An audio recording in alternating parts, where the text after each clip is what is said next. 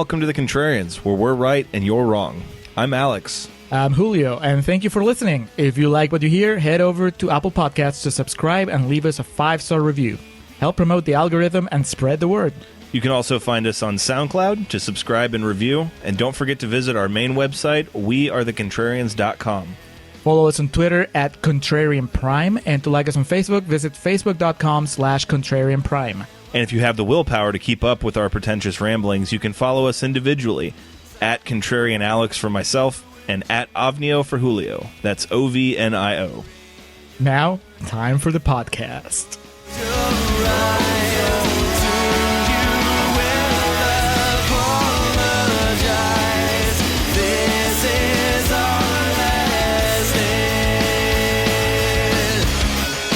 All right, we are recording for Never Been Kissed.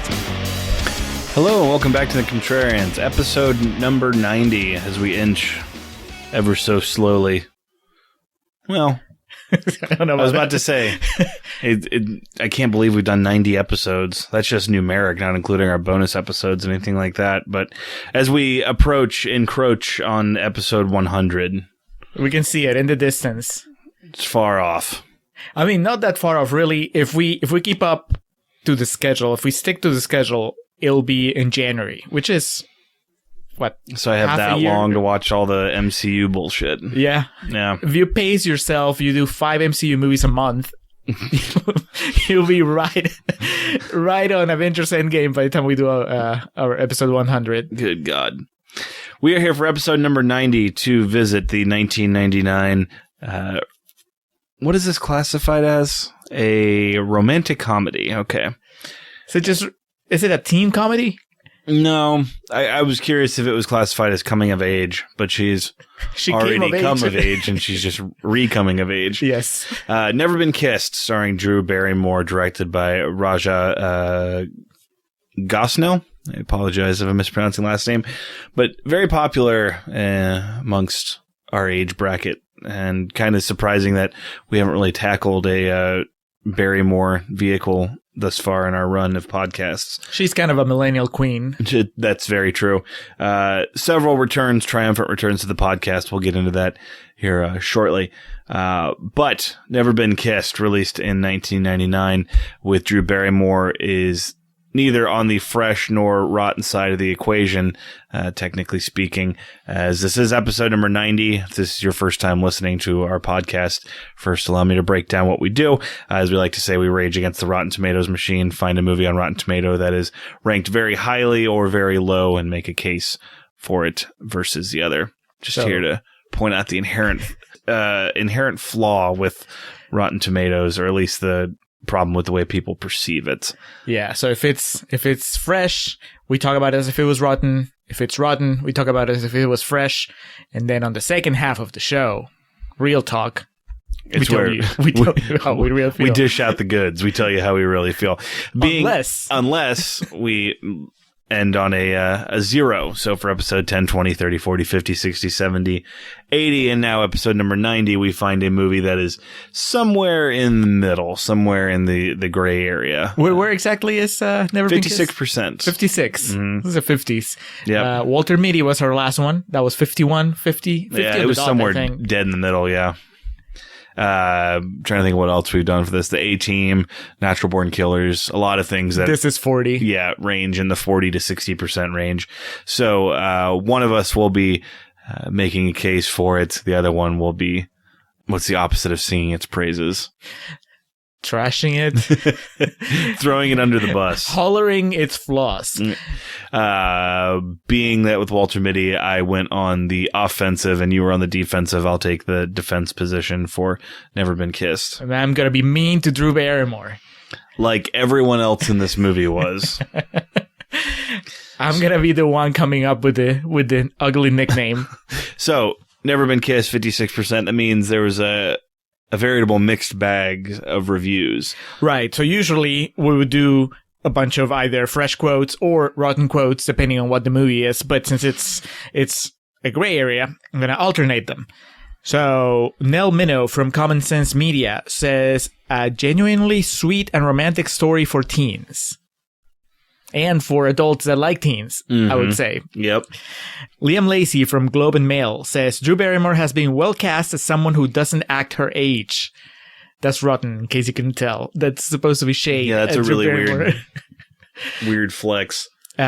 Justine Elias from The Village Voice says, a lively tribute to the awkwardness and power of adolescent girlhood. But then Bill Chambers from Film Freak Central says, do 90s filmmakers forget what it was like to be a teenager and call upon Saved by the Bell reruns for a refresher course? Okay. He's one of those people that call his fellow classmates things like Josie Grossy and... Frank the Tank.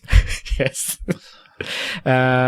Susan Stark from Detroit News says Barrymore's the reason to see it and the reason it will be widely enjoyed.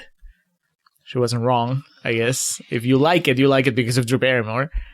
Oh, yeah. It's an all or nothing affair with this.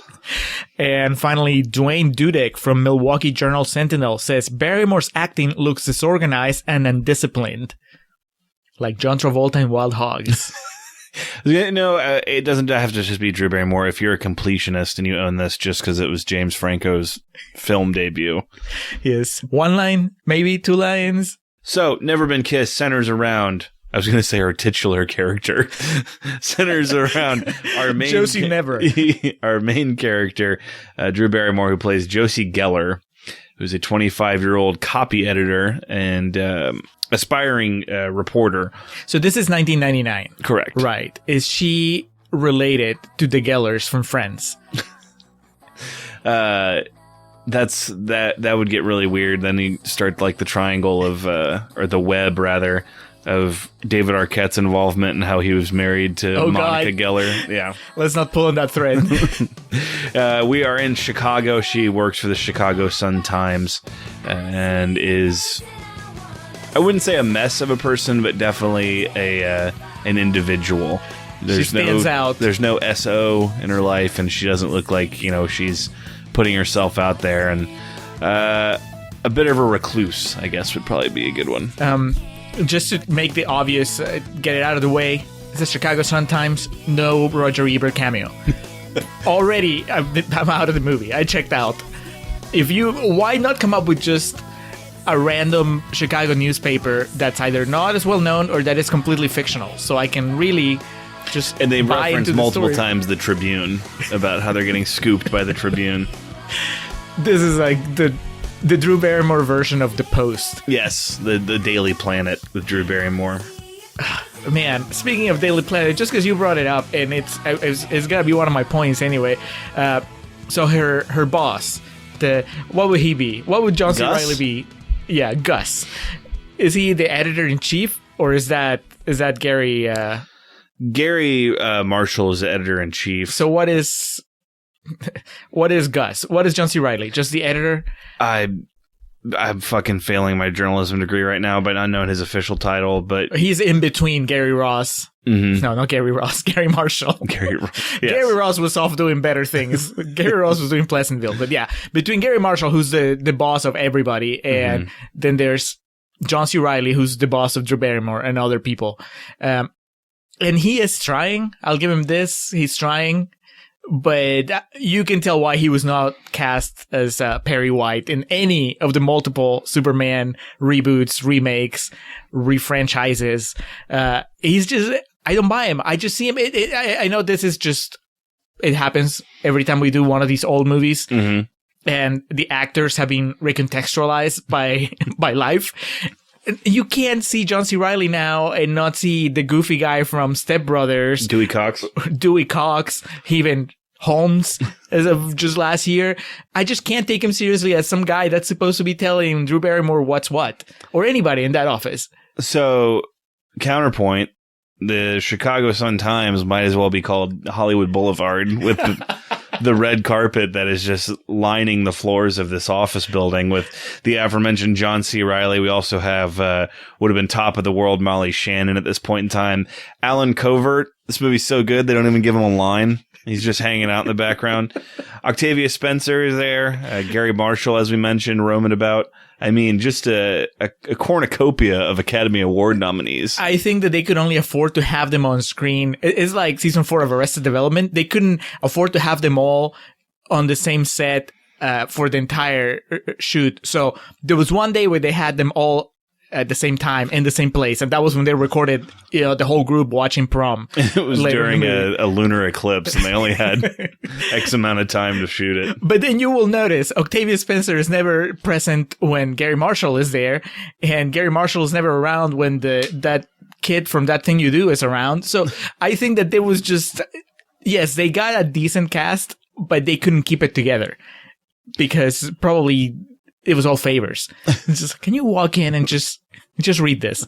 Gary Marshall's reading from cue cards. I'm trying. Which production studio released this movie? 20th Century Fox. Everyone just called in favors at Fox. Gary Marshall, do you want? What was Gary Marshall doing around the 90s? Was he already on his New Year's Day, Mother's Day? Not yet. No, he hadn't got into the holidays yet. This was 99 though, so this is. Weinstein was in the process of politicking all throughout Hollywood for his Oscar. And so 20th Century Fox is they called in the big guns. They said, Covert, we need you on set tomorrow. The editor-in-chief, Gary Marshall, is an erratic, to say the least, leader, and goes on some random tangent about his grandson, I believe it was, or maybe even just his son. It didn't make any sense. It has to be his grandson. Yeah, because he leads him to teenagers. That's right. And he doesn't understand what they're doing or doesn't know anything about the teens of today. So he wants someone to go undercover. He just kind of points at Drew Barrymore and you will do it. You will go undercover at this local high school and you'll find out what makes these kids tick these days. I mean, his criteria to pick who goes is just who looks the closest to a teenager. Mm-hmm. Obviously, he's not going to send John C. Reilly because that ship has sailed. Not going to send Alan Covert. No. But I would be more likely to buy the guy from That Thing You Do, which if you have seen That Thing You Do, I'm referring not to any of the Oneaters, but the guy that shows up and it's not their first Giovanni fan. Ribisi. Yeah. No. It's our fan. It's our fan. Yeah, that guy's here. That's how desperate they were to fill the Daily, I was going to say the Daily Planet, the Chicago Sun-Times with people. They just put that guy on a bigger part. But anyway, that guy I could have bought maybe as a high school student about as much as I buy Drew Barrymore as a high school student, except that Gary Marshall seems to have this meta knowledge of knowing that he is part of a movie. Therefore, this high school is going to be populated by 20-somethings. So Drew Barrymore, even though she should stand out, she doesn't stand out. She would look like a junior high schooler if this was like Grease, if we had Sonny and Duty in there. So she actually gets really excited at the idea of going back to high school, and immediately Molly Shannon and Gus, her editor, John C. Reilly, are like, don't worry, we'll get someone else to do this. No one really thinks she can do it. So she knows a lot's riding on this, not just professionally, but as it comes to find out personally, as her first go through high school didn't go exactly the way she would have liked. The first person she goes and tells of her new assignment is her brother making his triumphant return to the Contrarians, the former WCW World Heavyweight Champion David Arquette, the brother of Josie, Rob Geller. Yeah, so in all his incomparable 90s glory. So this was a year before he won the heavyweight championship of the world, and this would have been a year, 2 years after Scream 2. Where is the wrestling movie? Ready to Rumble? Ready to Rumble. Where is this would come out almost exactly a year later, because this was April 9th, 1999 was the release of this, and Ready to Rumble, and if I'm right about this, I'm going to be very sad, but I think it was April 20th, 2000 when it came out. 420, it would be. Oh, thank God I was wrong. It was... It was April 7th of 2000, so 363 days after. You have 13 days of dignity. I've got 2 weeks to salvage. It's weird because, once again, we go to just what happens when you experience an actor's filmography out of order. I just can't. David Arquette's bell curve of a career. Well, I've experienced him as a leading man. I mean, he is the guy. Even with Scott Conn there, Arquette's the one that's carrying Ready to Rumble, and here he's just playing second fiddle to Drew Barrymore, and it feels wrong. It just, I'm used to David Arquette as a force that takes a story and just runs with it. And here, it takes the movie half its runtime to really make him part of the plot. In the meantime, he's just there kind of so that Drew Barrymore can have somebody to talk to. And it just felt like a waste of Arquette. I always forget Scream was 96. For some reason, Scream to me always felt like a late 90s franchise. Here nor there, Arquette is here to be David Arquette. Now, he and Drew Barrymore, you wouldn't really think it. That's not really a pairing, that it's made in some, agent boardroom somewhere in the high hills of Hollywood. This is just kind of a buckshot approach, and let's see what the fuck happens. Surprisingly enough, their chemistry is very viable, and I do believe the brother-sister dynamic between them until there's a really weird part later in the movie. Well, this movie, the longer it goes on, the weirder it gets.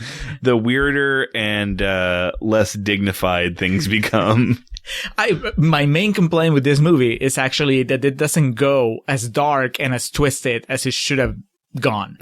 If this movie had gone full on Von Trier on us, then it would have been memorable. But here, it's just it just stops before it gets truly interesting, and instead it just gets gross.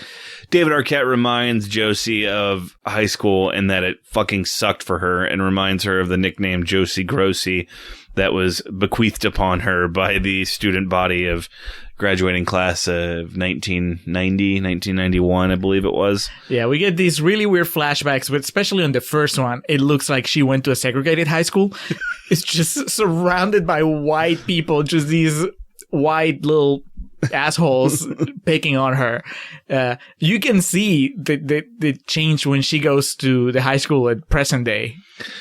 Yes, and sadly enough, this movie was released a little over a week before Columbine, and so... A way to bring the mood down. Well, I was going to say, because I just realized that the joke about metal detectors being in high schools probably didn't play so good when this movie came out.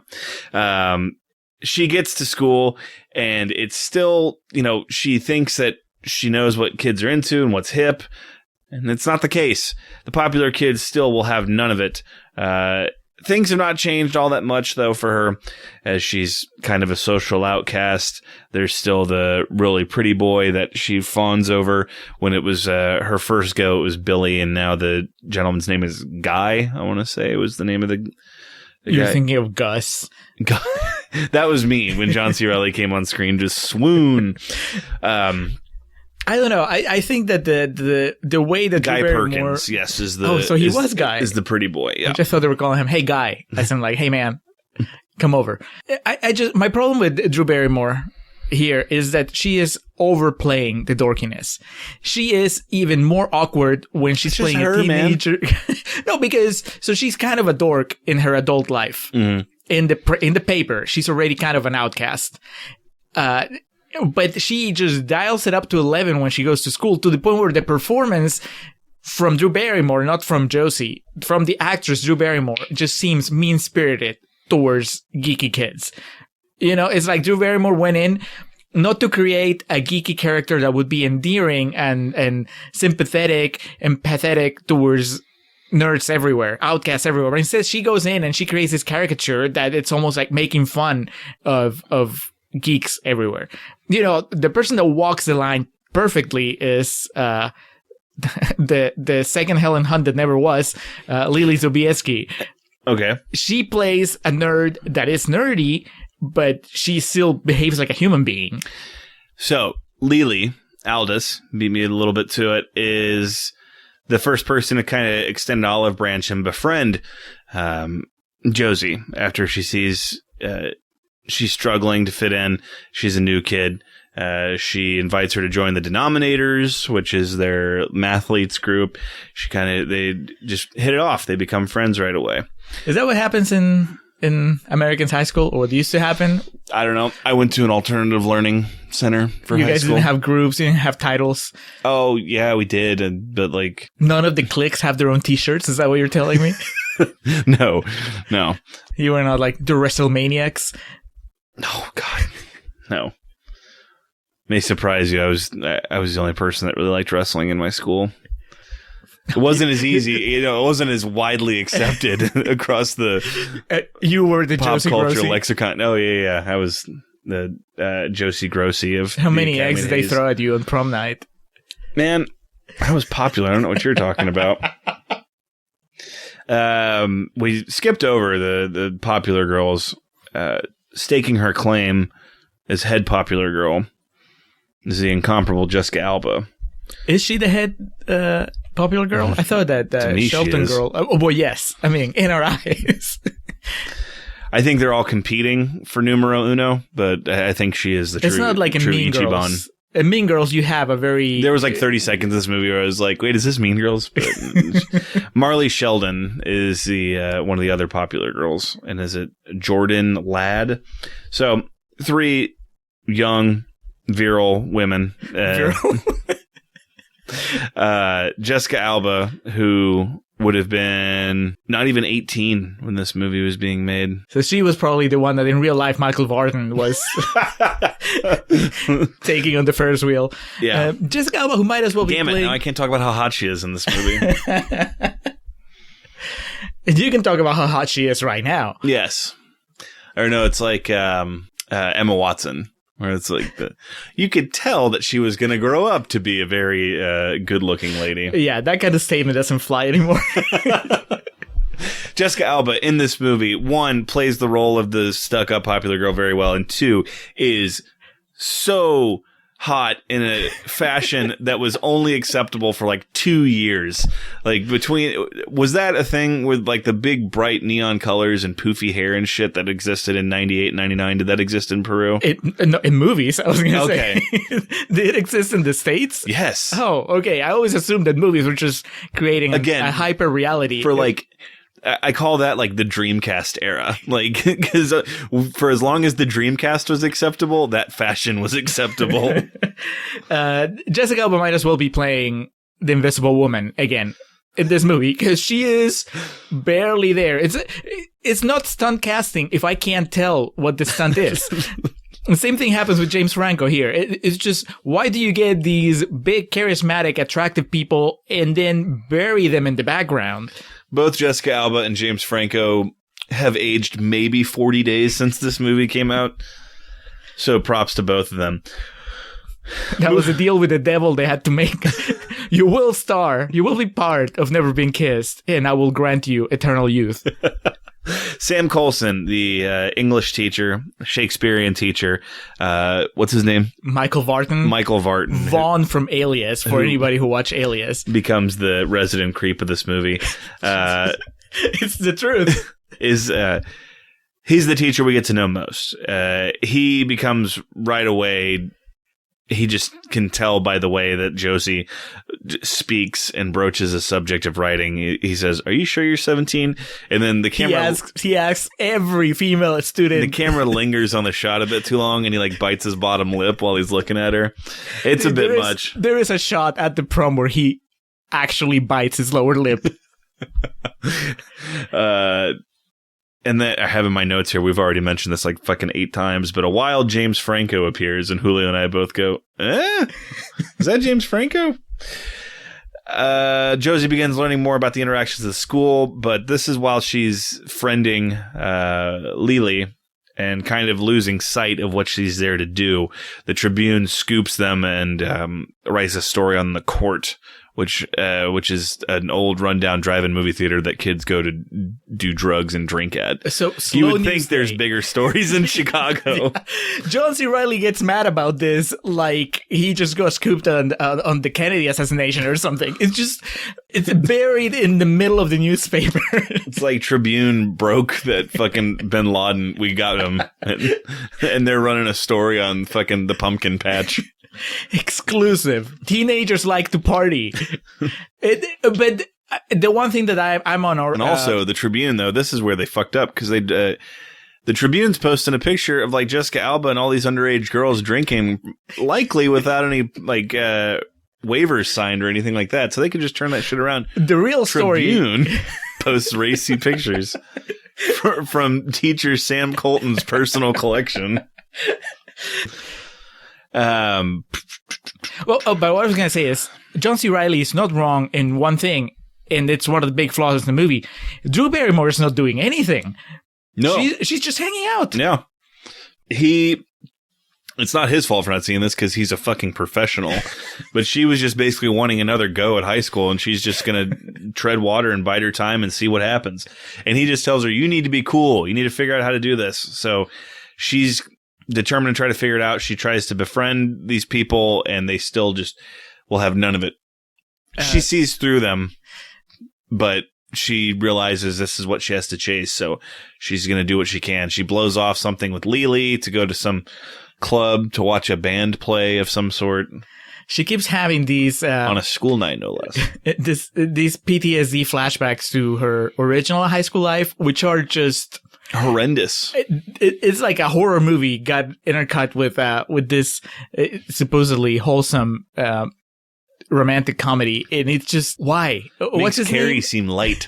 So Josie goes to this cool kids club. She's trying to fit in with the cool kids. She hears them say they're going to go watch a band play or some shit.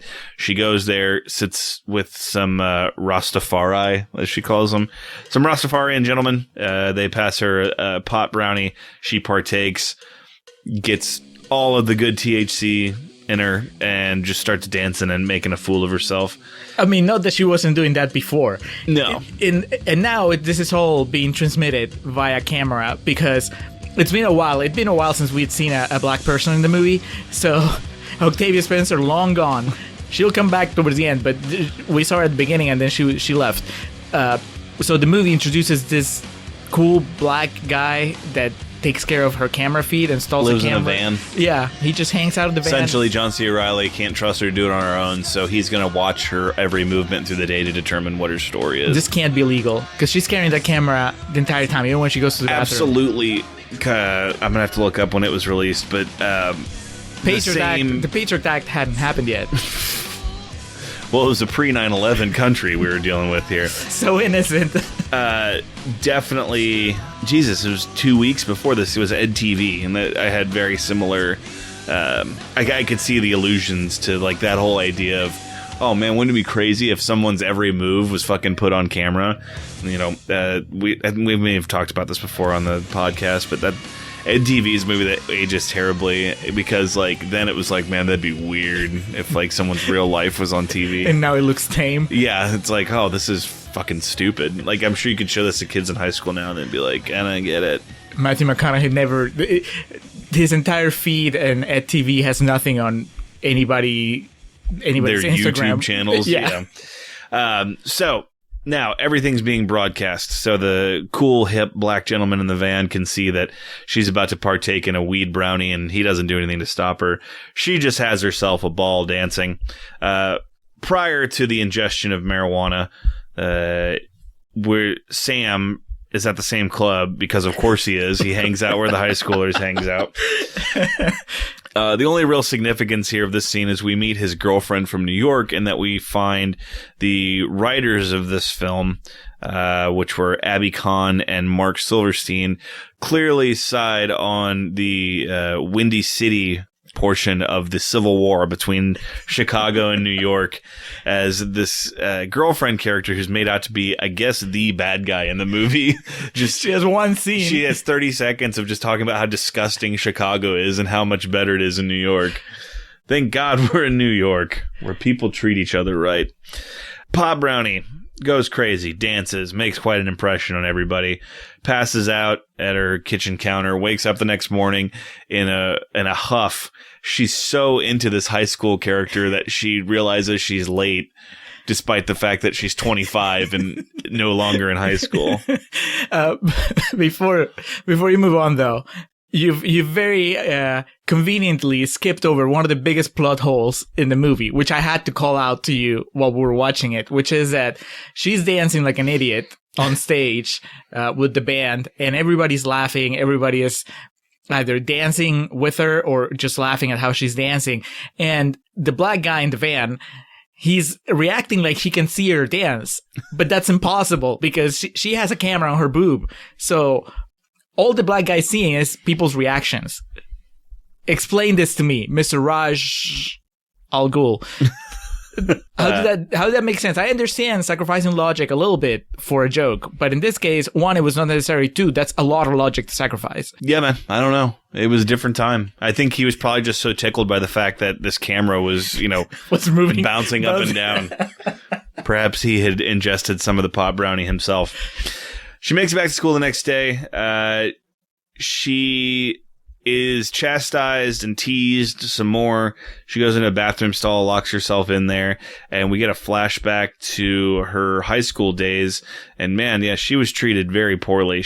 My note said, Jesus Christ, Josie had a rough go in high school.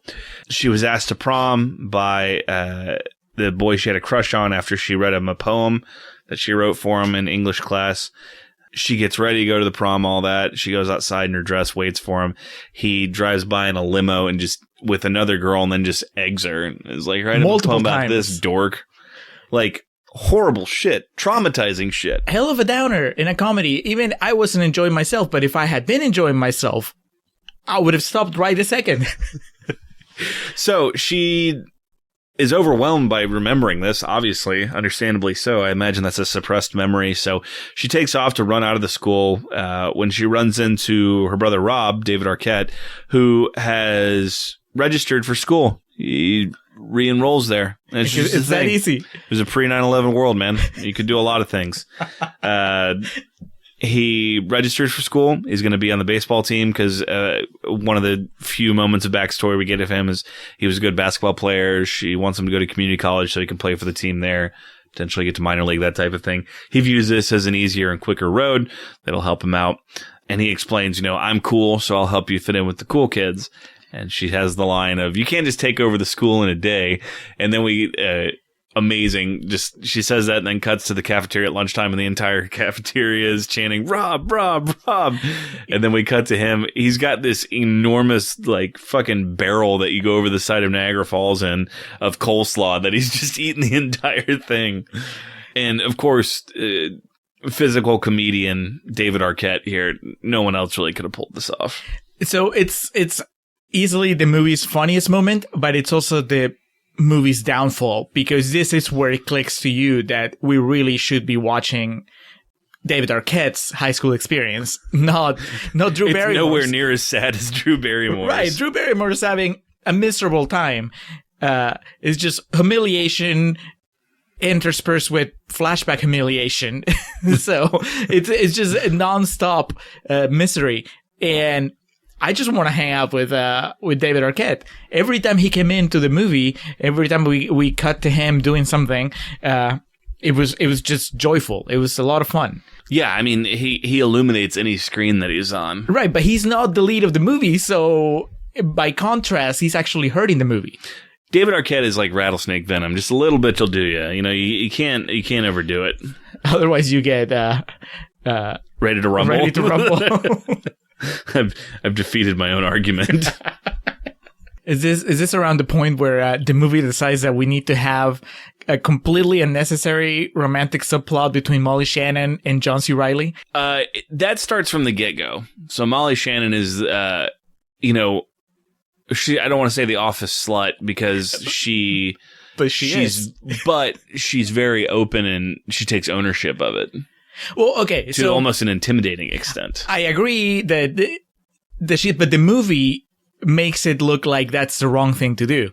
The movie has this stance that what Drew Barrymore is doing is the right way of living, which is, don't go out, don't play the field at all. That way you will be completely unprepared when you meet somebody that you want to spend the rest of your life with.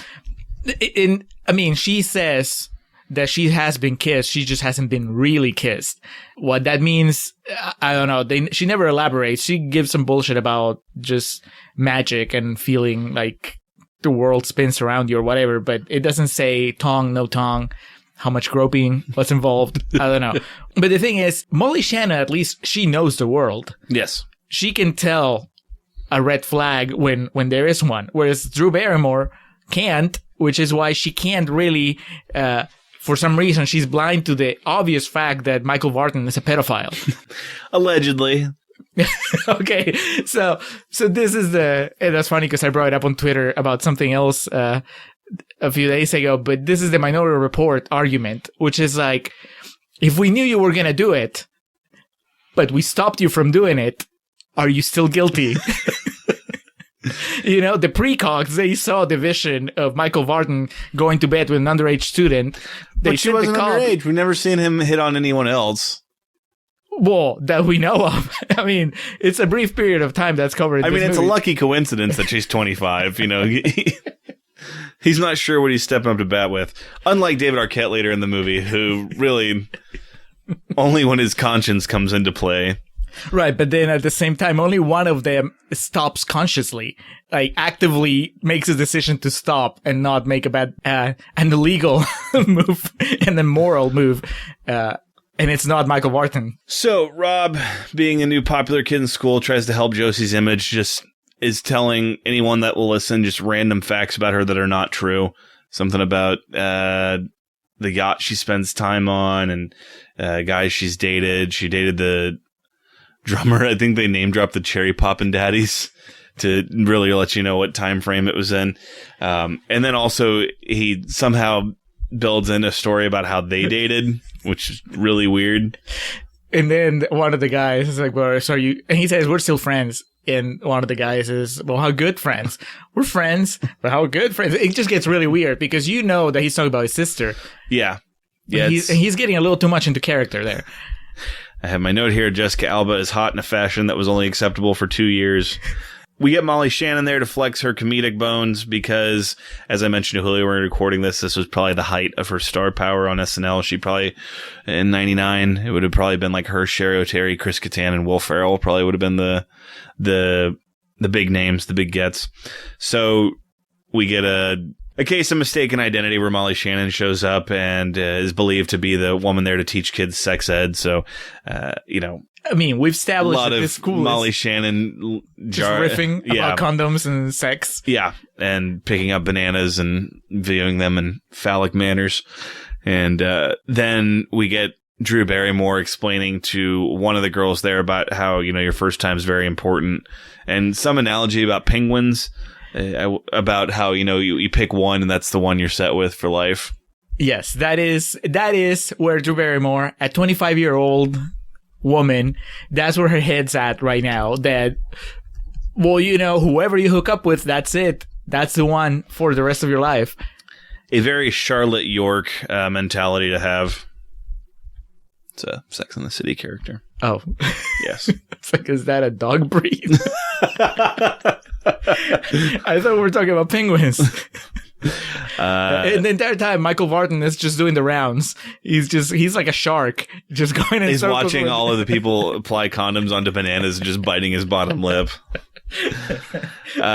Josie, as we're reminded here, her pin that she wears over her breast is her video camera, and the stream of this and the videotapes that are coming from it are becoming a sellout at the curtain, as the boys like to say, in that all the people at the Sun Times are just crowded around every day watching the latest developments, seeing what's going to happen. By the end of it, they're taking bets on, you know, dating and what's going to happen, prom, all that shit. It's like John C. Reilly suddenly forgot that thing that was worrying him so much a few scenes ago. Because the ante's been upped in that Gary Marshall wants the story in 2 weeks, or he's going to fire Drew Barrymore and Gus, John C. Reilly. Which is all the more disconcerting that Josie's still just treading water. She's just trying to bide time because she's finally fitting in with the popular kids. Prom's coming up. She's one of the cool people. Guy, the modern Billy, has asked her to prom. So everything's coming to be the way she wanted it to go the first go around. Then Gus kind of flips the script on her and he sees what's going on with Sam here. And he's like, we're going to blow the lid off this. Teacher and student relationships. Thank you, John C. Reilly, for injecting at least a little bit of believability in this script, if only for 5 minutes. A little bit of dignity. I'm glad somebody called this out, because Molly Shannon was also there, and it's almost like she was rooting for this guy, for Michael Vartan, not acknowledging that, hey, he thinks that she's underage. Yeah, and he sees he sees through it. Josie, 25, knows a bit more than these high school kids, but Gus has been on this planet even longer, and he knows the way men work, and he knows they're never going to get any better. So he sees the key to gold here with Sam. Yeah, it's much like Arquette and Drew Barrymore, in that, you know, the contrast of how much fun he is cool, but also damages the movie, because by comparison, Drew Barrymore just seems like a drag. Mm-hmm. Here, having John C. Reilly be so good at his job for one scene just makes him look like even more of an idiot the rest of the movie. We have made it to prom night. As I mentioned, Josie will be going with Guy. Rob, who will be going to prom as not John Travolta. Goddamn, always comes back to him. Rob, who will be going to prom as Tom Cruise from Risky Business, as the prom theme that Josie chose because the school just instilled faith in her to do it. It was famous couples in history. But Rob, more concerning than anything, is courting a drunk 16-year-old to this prom. And he's 23 at this point. It's established. Yeah, that's not cool, man. That's not cool, David Arquette. Why is it? What's wrong with this movie? Where is it that it's okay for Michael Vartan to do it and it's not okay for him to do it? You know, it's wrong on both instances. Yeah, David Arquette realizes it, though. I think he sees that she's hot, but he's also just like, the realization in his eyes when she's like falling over drunk, and he's just like, I gotta go over here now. Yeah, It should have had the Angel Arquette and Devil Arquette pop up on his a la Animal House. You know, if Josie had been more ruthless the way that she's supposed to be, that's what she would have gotten out of this jam. Instead of making the story about Michael Vartan, she would have made the story about her brother. And just like throw him under the bus. This guy infiltrated the school. He's not a journalist. He has no excuse to be here. From the tiki hut to the big house. There's like this undercurrent of just gross. I mean, I know it was 1999 and blah blah blah, but there is the running joke of grown men, like full-on adults, just going, man, she's hot. You know, because the black dude in the van also does it. The first time that he puts the camera on Drew Barrymore, and it's just cut to the camera catching like 3 hot girls walking up the stairs or whatever, and then the black dude is like, man. And then when David Arquette sees the photo in the newspaper earlier in the movie from the scoop from the Tribune, he's like, got man, some underage hotties. I was just like, okay, well, maybe you need to put a limit on how many pedophiles you have in your movie. You know, just have one. John C. Reilly or someone. No. Yeah, it's the guy who rigs the camera work up. Says they didn't have him like that when I was in high school. It's like, man, how would you even know? Not aware of that stuff when you're in the moment. Prom king goes to Guy. Prom queen goes to Josie. And everything's lined up the way she wanted it to until she has the dance with her prom king and realizes that he's a fucking high school student and not emotionally deep and really not that intelligent. Yes, but again, in the movie's just so it has such a blind spot for the characters that the movie likes versus the characters that are supposed to be in the wrong, that it never addresses the fact that, well, Drew Barrymore is there dancing with this 16-year-old, 17-year-old, and she's 25. And the way it paints it is, it's a problem for her because he's not mature enough mentally. It's not about the fact that he wants to get physical and she's kind of leading him on. They're dancing pretty close there. David Arquette does have that awesome line about when she's trying to give him shit for going to prom with a 16-year-old and she's going with a 17-year-old. It's like, we'll catch you around the block, Mrs. Robinson. Teacher Coulson is in the background watching this dance go down. Is this the part where he bites his bottom lip? This is totally the part where he bites his bottom lip. Clearly fawning for Drew Barrymore, for the Josie character. He's like, I will have my say. So he goes and asks her to dance. Yes. That is fucking improper, dude. I don't know. Does that happen? Or did that used to happen? Yeah. Teachers just get students on the dance floor for a slow song? Yeah, but like, it's the golden days of America. It would have been my experience with it. It was more lighthearted and it wouldn't originate from a place of like lust. Yes. Hey, we're crowded around the cake here and I just want to tell you how beautiful you look. It would just be more like, hey, be like dancing with your aunt or something like that. Right. The raw sexual chemistry between Michael Vartan and Drew Barrymore was not there. No. Did you ever dance with a teacher? Probably. Yeah. It wasn't memorable at all, apparently. No. I would have remembered. I did have some really hot teachers that I would have been too scared. I would have been like, hey. Michael Vartan level? No, Molly Shannon level, maybe. That's still, I mean, superstar. No, I always thought Molly Shannon was hot. Not as hot as Shara Terry. Even when I was like younger, like I've grown into that thing of thinking like, you know, when you're younger, you're just like, oh, if a woman's older than 25, she's not hot. Unless she's fucking Gina Davis.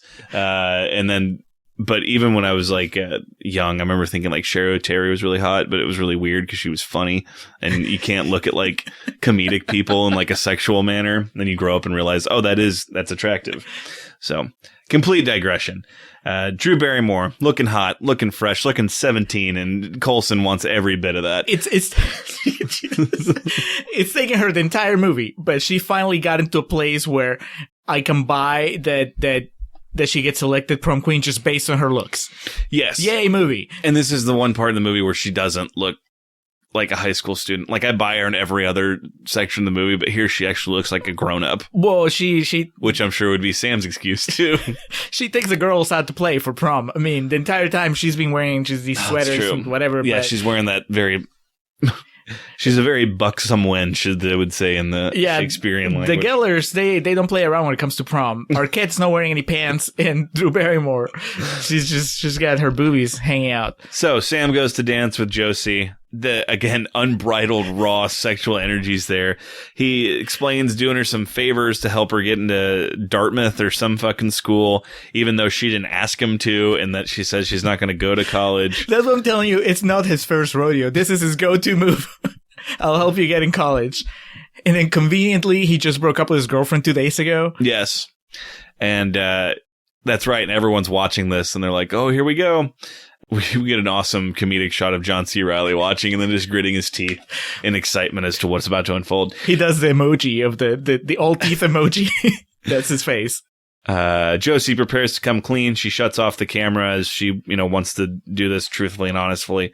Before she does, though, she sees the popular kids are about to pull a prank, a very Carrie-esque prank on Aldous and Lily, and dump a can of dog food. Yeah, because they call her Alpo, right? Is that like the thing they call her? But so in the middle of the party, Lily Sobieski and her team of what are they called? The Terminators, the Denominators. Yeah, they all show up dressed like they didn't really get what the theme was, which we know they're too smart for that.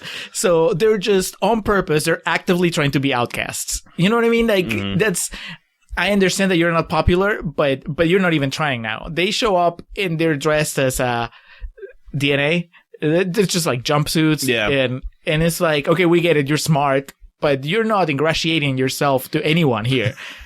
I'm not saying they deserve to be picked on, but at the same time, it's just, you got to meet halfway. Yeah. Right? There is so many famous couples they could have gone as. I can't think of any examples. I mean, it was 99. Vincent and Mia. There you go. Nobody there was Travolta and Uma Thurman, and that seems like a wasted opportunity. That's true. We did see, there was one... What was James Franco? Oh, I didn't catch that, but I did see one of the couples in the background was Danny Zuko and... Sandy. Oh, you can only have one Travolta thing. There you go. You should do a prom that's themed just Travolta couples. Oh, God. Then you get you and your boys to do the Wild Hogs. So, Josie breaks off this prank. She causes the dog food to spill all over Jessica Alba and the other hot girls. Goes off, cuts a promo on everybody about how mean everyone is. She comes clean, says, I'm a 25-year-old reporter that I came here to go undercover and do this story. Just completely blows everything out of the water. Outs Rob, who David Arquette just kind of tries to blend into the background and not stand out. The fact that he was outed as a 23-year-old. And most of all, this upsets Sam as he spills out into the foyer or the courtyard. The fucking nerve of this guy. This is just... It's a two-beat failure. The first one is that in the middle of Drew Barrymore's big speech, he just slowly glides away, right? How close are we to the door? Well, a braver director, he would have just given us a close-up of his face, because that's really what we want to see, was the face of a guy who thought that he was about to hook up with an underage student, and suddenly realizes that not only is she 25, but she's a reporter. He just does the intense brow wipe. Whoo! But then he's just hanging out unrealistic, because I would have just gone home. But instead, he's just hanging out outside. Just reflected on the evening's events. So he's hanging out outside, and he overhears the black dude from the van. He comes out to check, finally, after 20 minutes, he comes out to check what happened to the feed. Mm-hmm. And he's talking to Drew Barrymore, and he, I guess, makes it very clear that she was there to get a story on the pedophile teacher. And Michael Vartan gets up, and he has the nerve of being hurt and offended by this. As if it wasn't true. So she just explains to him, these things I feel for you are okay now. And he says, oh, it's okay that I was attracted to you. She's like, oh, you were attracted to me? And it's a very awkward situation. He just kind of puts his hand out and, no, you stay away from me. And he takes off. He wants to take off before she has time to really think about it and what it means that he was attracted to her when he thought that she was a high school girl. He can't let it linger. Unlike the Cranberries, he's got to get out of there. We cut to Gus's office as he's like, we're fucked. You screwed me.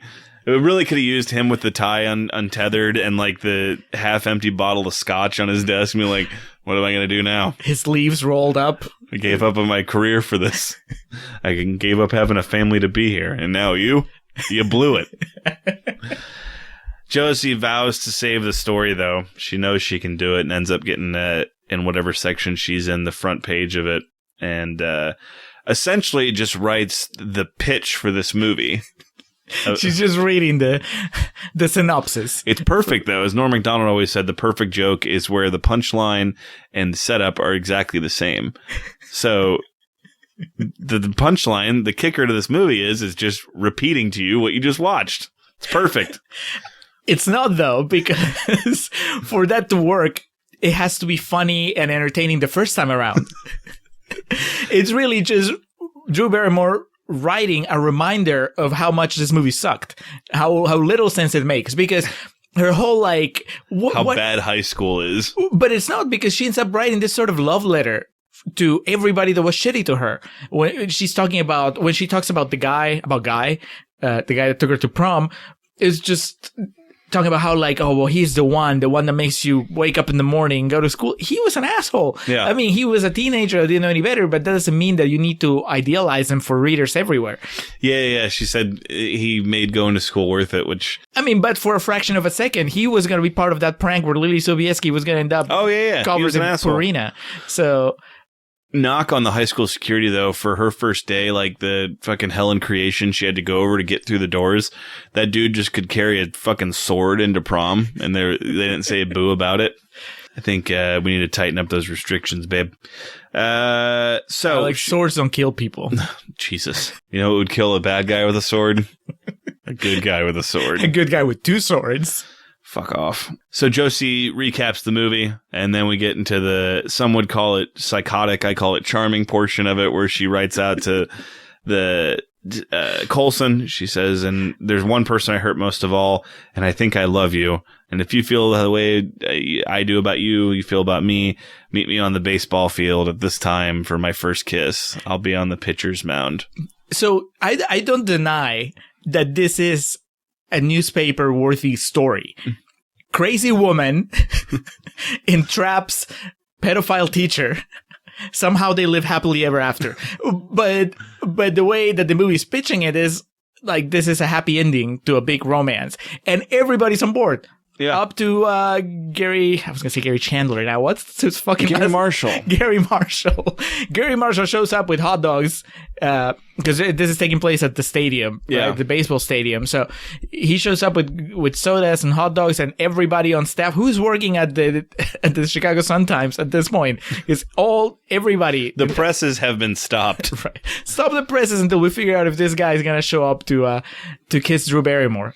The cops should be waiting for him. What's that show where To Catch a Predator? Yes, there you go. That guy should be there. I was going to say that would apply more to David Arquette. But I got some admiration for Coulson here because I'm always usually late. And so he waits until the 11th hour and shows up even after the allotted time, after the mentioned time in the paper. But he still storms the mound, but instead of throwing fists, he throws lips and love at Drew Barrymore. And then, everyone claps, everyone kisses. We get our Molly Shannon and John C. Reilly embrace, which is, the age appropriate. The $3.99 I paid to rent this was paid for right there. Guy from That Thing You Do gets a kiss too from somebody. It's true. The other sort of extra in the Chicago Sun-Times, and there's another kiss. Is it the black guy and his girlfriend? Gary Marshall and James Franco. Now that's a scoop. Jessica Alba sucks face with some dude. Oh yeah, the dude from the Aerosmith video. James Franco tries to kiss the other hot girl. Yes, but she hits him. Which is in a movie that's just full of nonsense. That was the craziest thing, that James Franco doesn't get a kiss when everybody is kissing everybody, even John C. Reilly.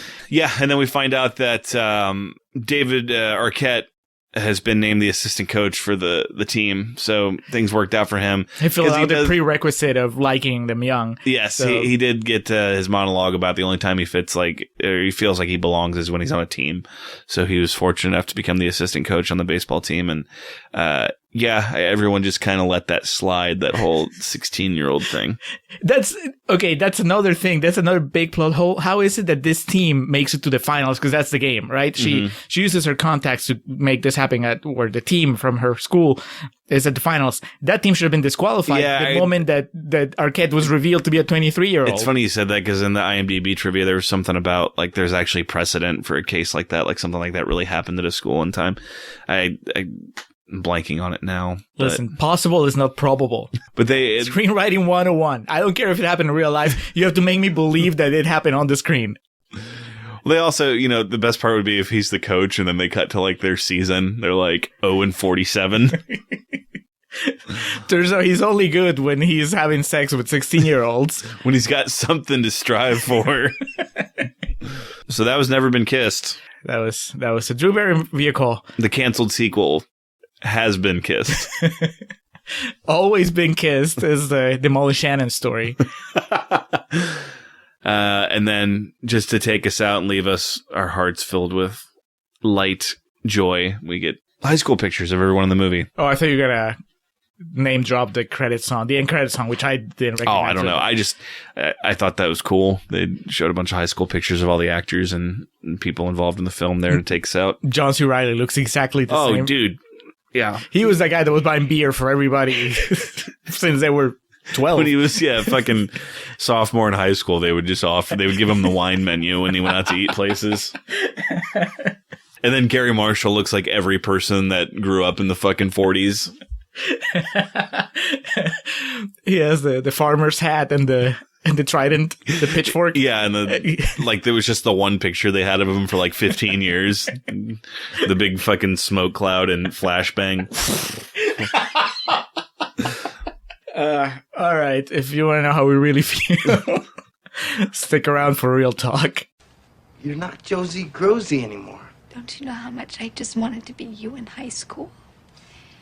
Just for one day to know what it was like to be popular. It's not that hard, Josie. All you need is the right person.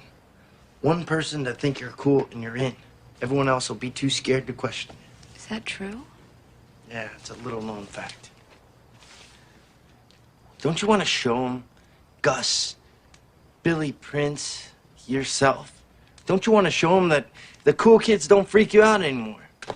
That you can go in there and you can be friends with them and you can get your story? Yes, desperately. Plus, if you quit now, then you're no better than me. Better than I. It's a spirit. So let's hear it. Come on. I'm not Josie Grossy anymore. I'm not Josie Grossy anymore. That's it. Now, scream it. I'm not Josie Grossy anymore!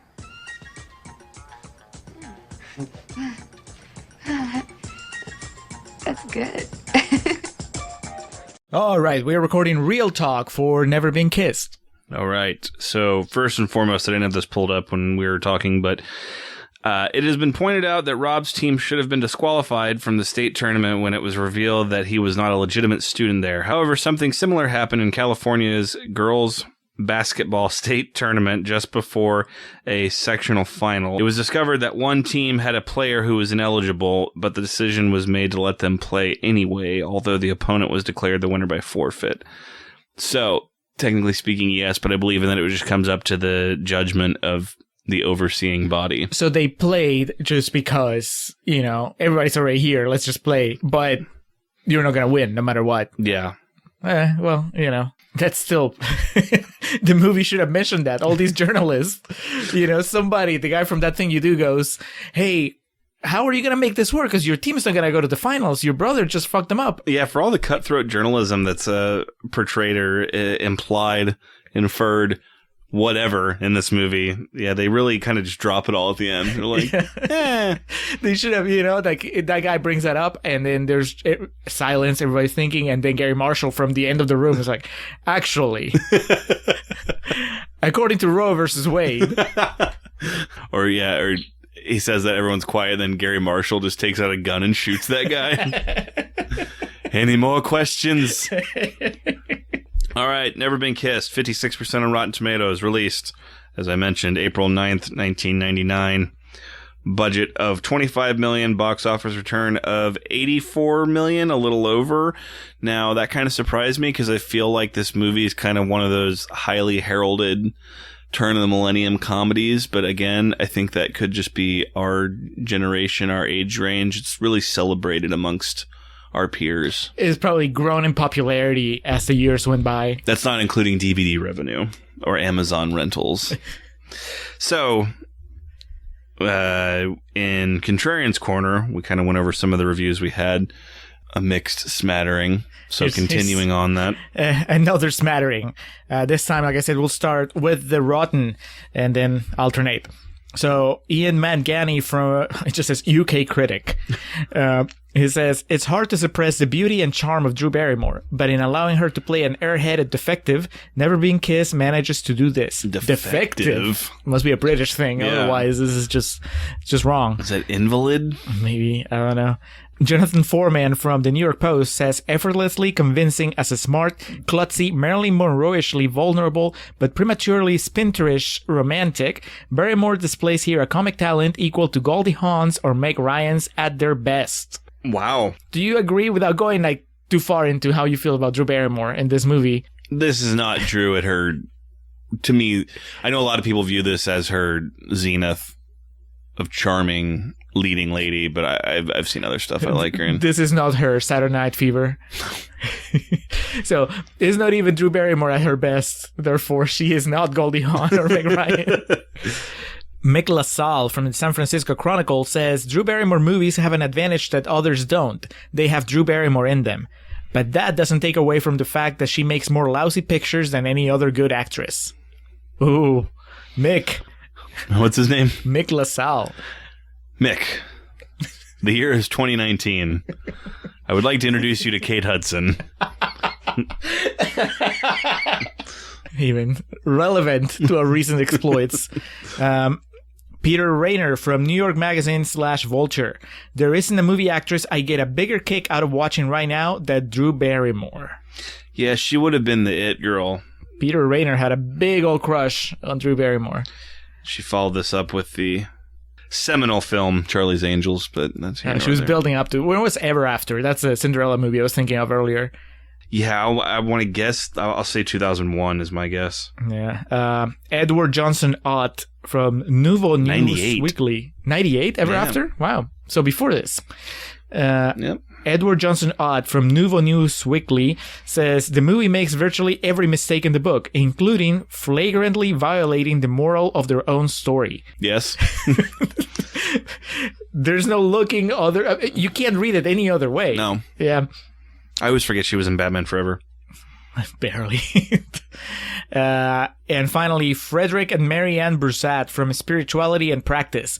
The heart-affecting finale of Never Been Kissed turns the sports shrine of the pitcher's mound into a shrine for love. Okay. But love between who? Between what? All right. So, as previously mentioned, directed by Raja Gosnell. And again, I apologize if I'm mispronouncing that name. This would definitely be the best movie he's directed. What else does he have? I will be the judge of that. Big Alex. Mama's House. Whew. Scooby-Doo and Scooby-Doo 2. Beverly Hills Chihuahua. Both Smurfs movies. Show Dogs. I mean, he has. So, This stands out as not being part of the Shit. say the talking animal series. To be fair, the first Scooby-Doo, I find there are things to enjoy about it. Jessica Alba could have played Daphne. Fuck no. Then Linda Cardellini wouldn't have been in it. No, not Daphne. I'm sorry. No, you're right. No, yeah, you're Daphne. right. I'm Daphne sorry. is Yeah. the blonde one. Yeah, or redhead. Fuck no. Then Sarah Michelle Gellar wouldn't have been in it. She had her shot. She was Buffy. I guess, beauty's in the eye of the beer holder, so I can't really say that it's definitively his best, but I would say it's definitely the movie he made that was most reaching. I mean, it's the one that I would go out of my way to watch, Yeah, it's the only one of these I would watch again. or at all. No, like I said, I like the first. Oh, that's right. Yeah. If I ever got super high and really just wanted to pass the time, I could see myself watching Scooby-Doo again. Whatever the case,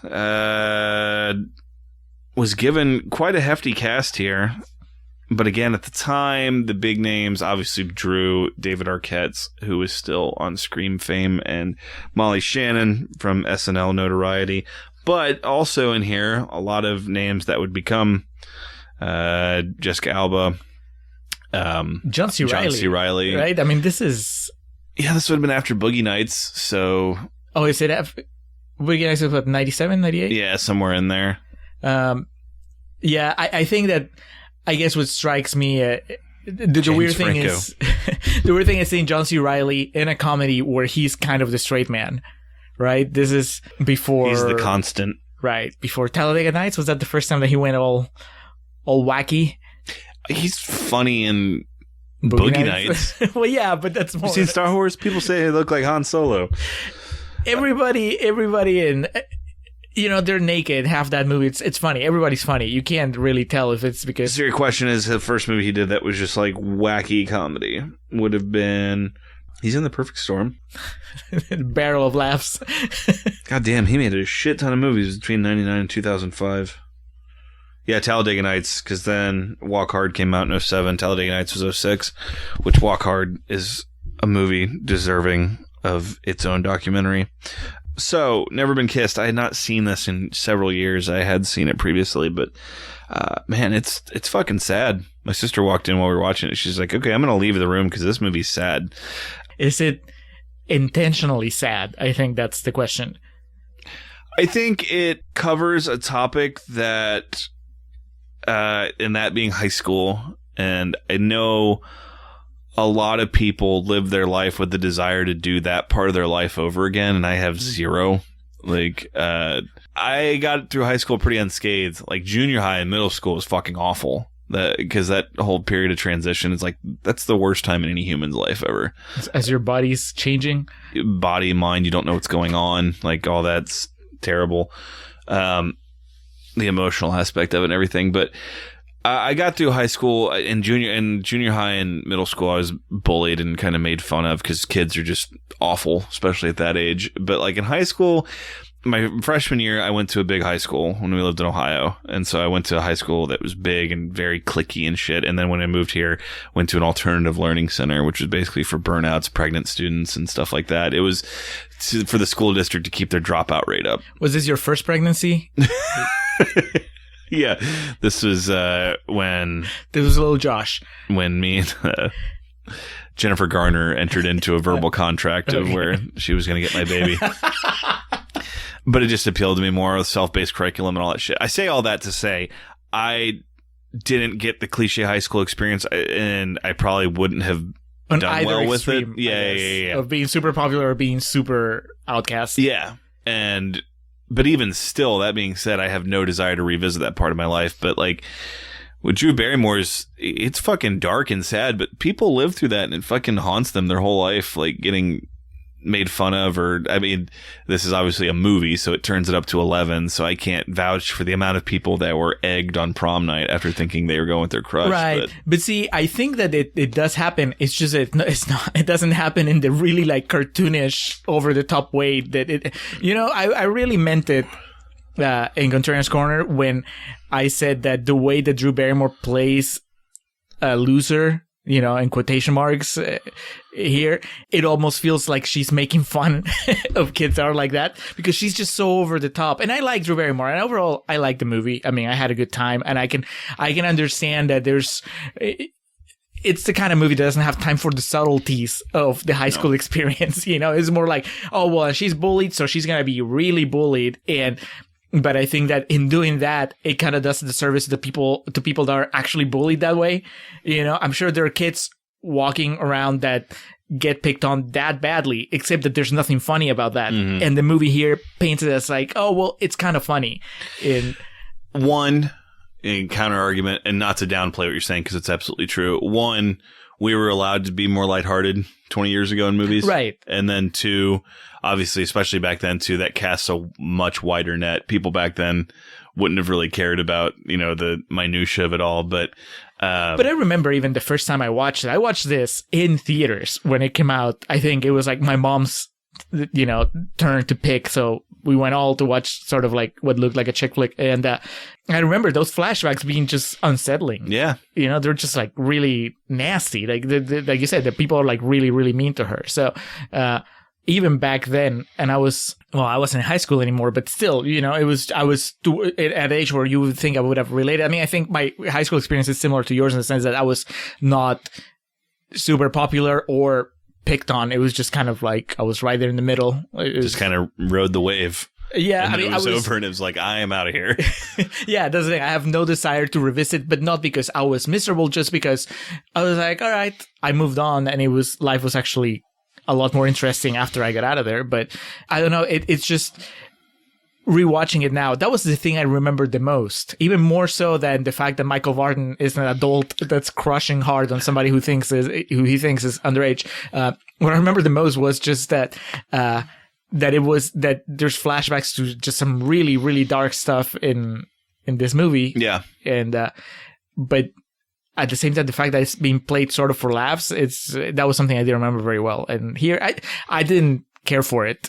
I think that you could have had a movie that was darker and still funny, like just that black comedy that's just, but then I don't know that that's a Drew Barrymore movie anymore. No, that's a Linda Cardellini version, maybe. Yeah. That's to some extent Freaks and Geeks. Right. Like, yeah, that's also part of why it didn't really succeed, because America has no time for it. Yeah. That show was like on NBC. It was like a mainstream channel here in America. But yeah, I mean, it all stayed within the Barrymore wheelhouse of goofy, kind of over the top in some aspects, but then still really charming and somewhat relatable. A deeper movie, and that's the point. I'm not faulting this because this movie wasn't meant to be deep, but a deeper movie would tackle the issues of like why she wants to do it again if she's trying to get it right, and then that whole thing about David Arquette being like that whole thing of high school was their glory days. To quote the Bruce Springsteen song. Which, again, something I cannot even comprehend, but that's not my life. So those are interesting topics there, but this was meant to just be of the American Pie generation. It was meant to be like that American Pie that the whole family can go see, like a high school movie with some high school type comedy in it, but you can, the parents can find something to relate to. It was clearly meant to be a family movie. I find that more than like a date movie. I guess there's the romantic aspect, but that really only kicks in kind of at the end. And I mean, no, but like, if you're a teacher and you took your student to see it, you'd feel really weird at the end. Why would you be taking your student? That's the joke. Michael Vartan didn't even see the working cut. He was just at the premiere watching this. He's like, wait a minute. I thought John C. Reilly was the bad guy. So I think that we do not fault it for not being as deep or complex as it could have been, but I will fault it 100% for that love story. And I understand. I mean, nobody cares. And even as I am watching it, I'm like, I'm glad she's happy. I'm glad she got the kiss and whatever. But the moment We've done you something stop, else on here that's like a celebrated movie. I'm trying to remember that. Like the love story is very off-putting when you stop and think about it. Oh, Big. Oh, yeah. Yeah. Okay, but Big at least doesn't end with Elizabeth Perkins making out with a teenager, or whatever. It kind of sort of acknowledges that this was troublesome, but here it's just celebrated.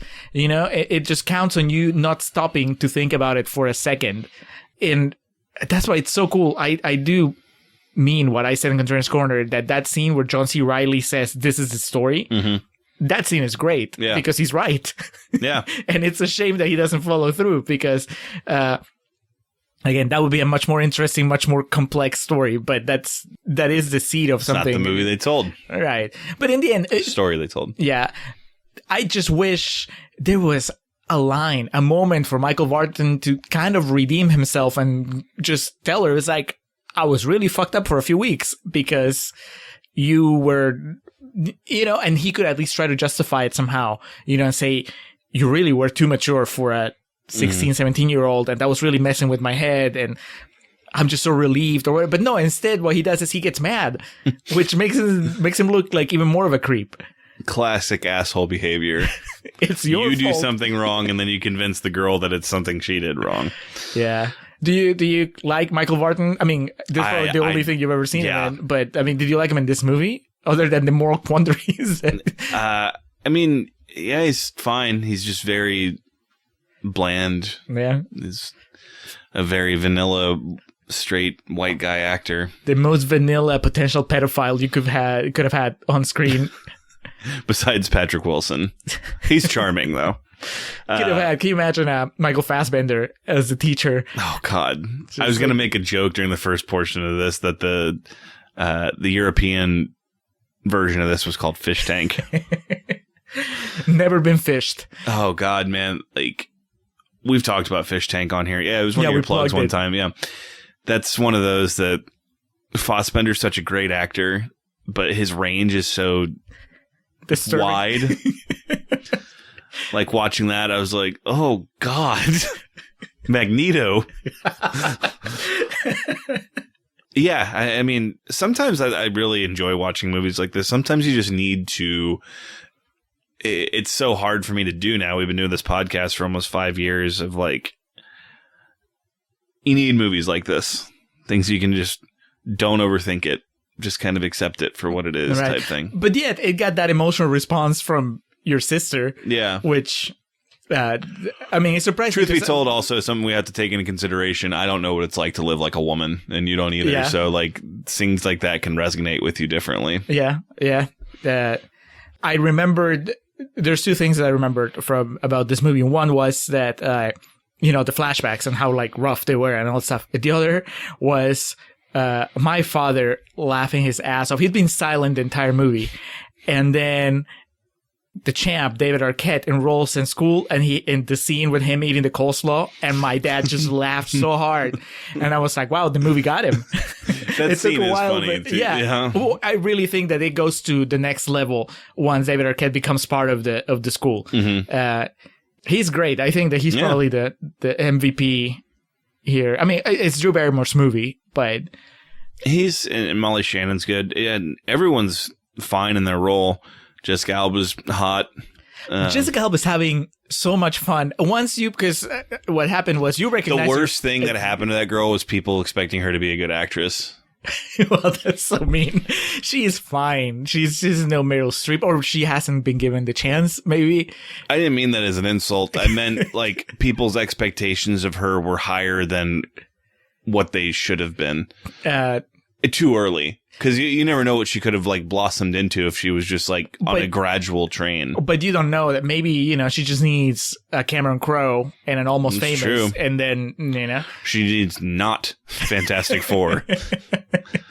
Yeah, she, like, you get the feeling just watching this that they're just like, hey, dude, this is what we want you to act like. Right, and then she nails it. I think that her instincts, because I can't imagine the director actually going in and on every take he goes and just painstakingly micromanages the performance of these three girls. This is where you lift your arms. This is your motivation. Yeah. And he's like, okay, and here, just react to this. So you're going to get the dog food, okay, and then you're going to throw it up in the air. Yeah, she's really good. I didn't recognize her at first. You did, and I thought you were kidding. And then I realized that, no, that was Jessica Alba. And from the moment I saw her, then I started enjoying the movie more because now I was, instead of being some faceless blonde teenager, it was like, oh, it's Jessica Alba. And because I was paying more attention to her now, I could really see how much fun she was having and how, she was really good in this bit part. What I love that I focused in so heavily on in Contrarians Corner, that hot girl fashion that was only acceptable for such a short period that her and those girls are dressed as, is like, I'm trying to think of like another late 90s movie we've done. I just know by the time Loser came out in 2000, it was already gone.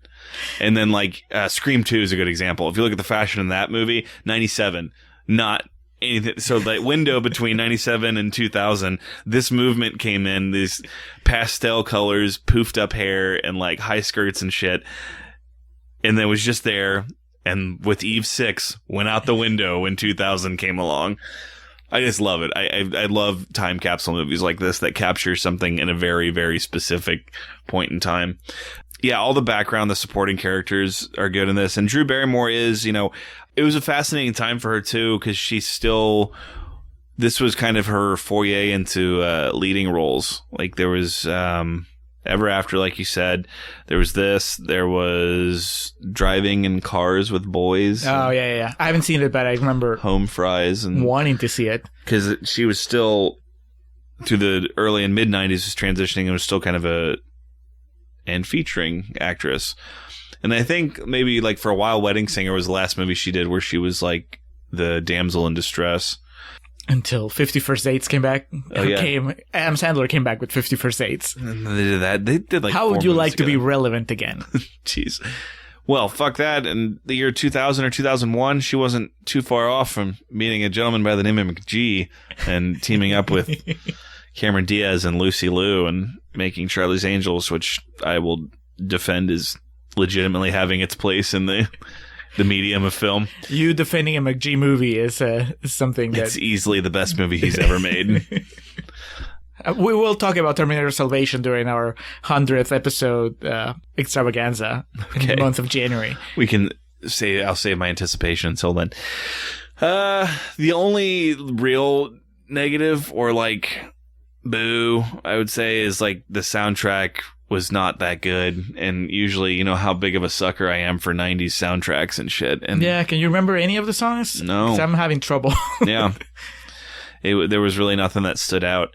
Maybe 99 was just a shit year. Isn't that when I'm blue, da-ba-dee-ba-da-ba-da, that came out? Oh, but dude, we do get the Madonna Like song a Prayer that just threw us for a loop, trying to figure out the time frame. If the math added up. If canonically this movie made sense. Yeah, it does. Yeah. Because, so in her flashbacks, I think when she's getting ready for prom, you hear Like a Prayer. Yeah, 90 or 91.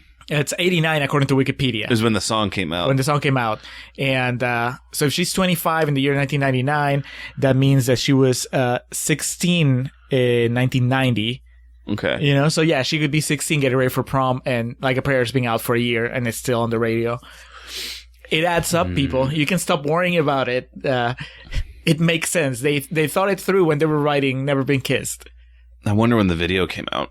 They were more concerned about getting the timeline right than getting the morality of the Michael Vartan character right. I want to say it was 90 or 91 when the music video came out for it. Because it cost Madonna her Pepsi endorsement. That's the one where with the priest, right? Yeah. Like Black Jesus and stuff. Yeah.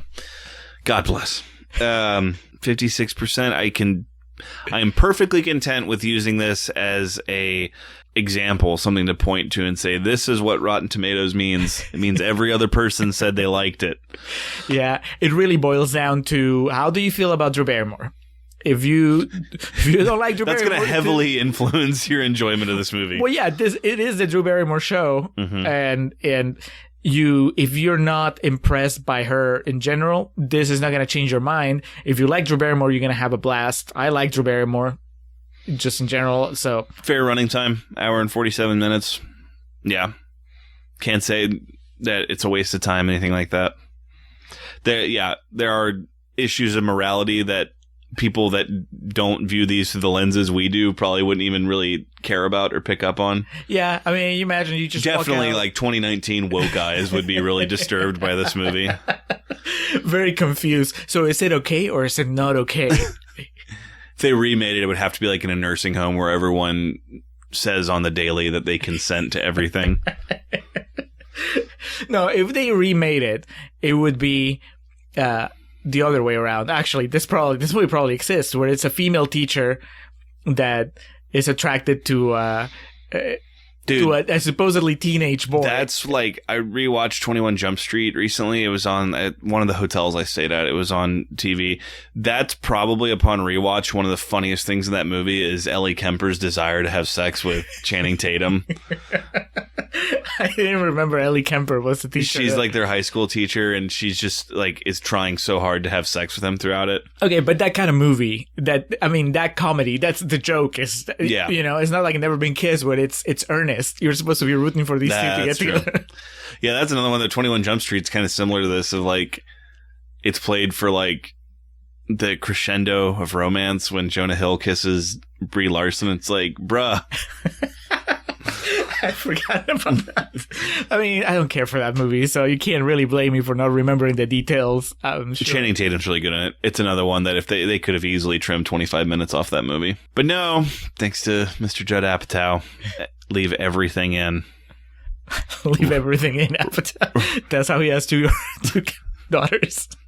Jesus. Restraint. What's that? Yeah, a fine romantic. Don't think about it after it's over. Yeah. Kind of just enjoy your Drew Barrymore. Not my favorite Drew Barrymore. It's a fast food movie. Get your fill. Move on. Where do you put it on the Drew Barrymore ranking? Shit. Tell me a Drew Barrymore movie that you like more than this. Wedding Singer. A Drew Barrymore movie that you like less than this. Freddie Got Fingered. A real Drew Barrymore movie.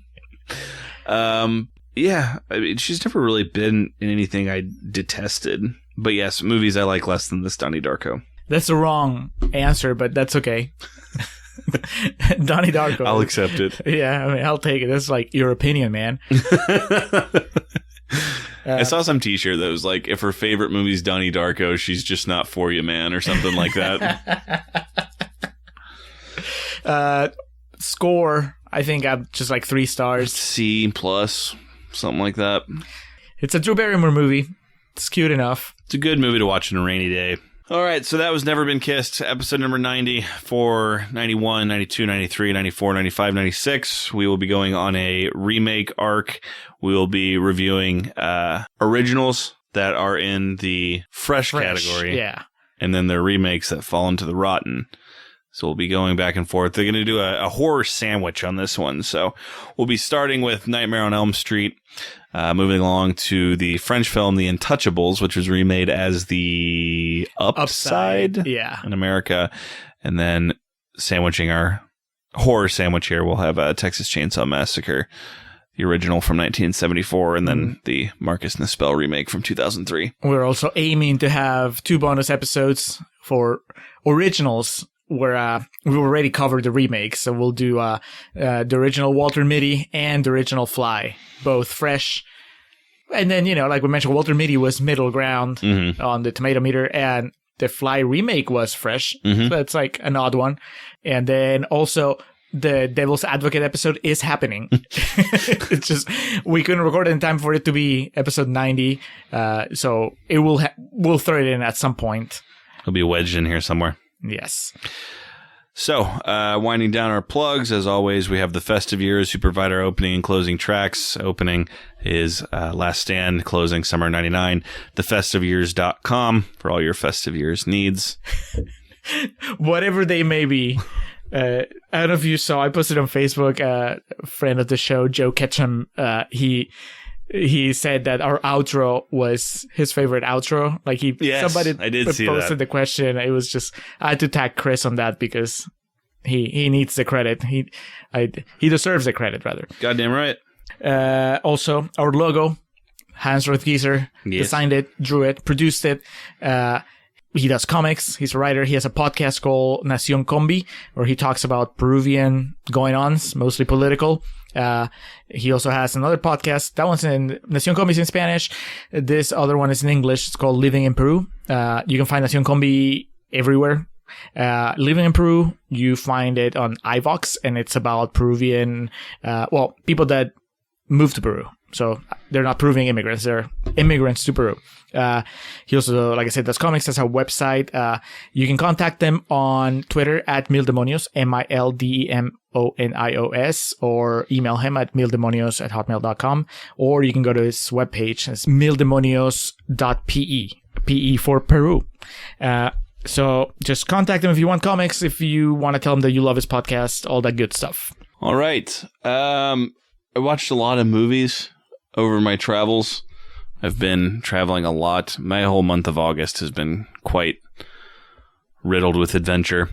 So we'll be parceling them out throughout our remake arc. Julio and I are going to be recording like crazy over the next few weeks. So plenty to discuss. More to lament about. I just bitch about Venom for a while. But most topical and most relevant and prevalent is the new Quentin Tarantino release, Once Upon a Time in Hollywood, which I made sure to watch at the beginning of the month when it came out before I went on my vacations and whatnot. So I think this can be our like mutual plug. Mm-hmm. Sounds kinky, but because I watched it too. But this is the first time we mentioned it. Sounds like a docking scenario. I figure we just so that we'll more about it. We'll do spoilers. So if you haven't seen it yet, for one, you probably don't care that much because it's out everywhere by now, all over the world. But still, if you for some reason haven't seen it and you care about spoilers, then just you can skip to the end because from here until the end of the show is just Once Upon a Time in Hollywood talk. Yes, saw it in 35mm, the Ritz Draft House. Very disappointed to report they do no longer serve wings at the Ritz location. Or anywhere, right? It better be elsewhere because my waiter told me it was just the Ritz location. Oh. I mean, that's because I thought they would be shoot hot if they don't have them at the fucking Village or anything like that. I thought they had simplified their menu. Yeah. That was all across, but I don't know. I haven't been to the Alamo in forever. Any of them. Yeah. So the whole time I went into it like wanting to love it just off the bat, but then also like Tarantino movies fill me with so much conflicting emotion a lot of the time. And I couldn't tell for the majority of it, I couldn't tell if I was loving it or hating it. And then like, just because of that, because like I go into it with this mixed bag of emotions to begin with. I love Brad Pitt, love Leonardo DiCaprio. Any movies we've done with them, or anytime they come up on this podcast, you can find I'm over the moon about those two guys. And then also, like, when it got into the final hour, like, my anxiety kept building and, like, my heart kept kind of racing gradually because I was like, okay, how are they going to end this? And I kept thinking, like, I knew what they were going to do. And then, like, they completely blindsided me with the end because what I thought was going to happen was Brad and Leo were going to get killed by the Manson family. Okay. And so like when Brad went and got all fucked up on that LSD cigarette but I loved it too because he had his dog trained to just go nuts on him. And then the thing is too, I remember Reed saw it before me and I was like, well, is it violent? He's like, not really. And then it is. Yeah, and I watched it and I was like, yeah, it's right. And then there's like a 5-minute segment of it that's just pure unadulterated gore. And there's not really a plot. It's just kind of like a series of happenings, which in a certain aspect you could say that about a lot of Tarantino stuff. Yeah, I think that the movie can get away with that somewhat.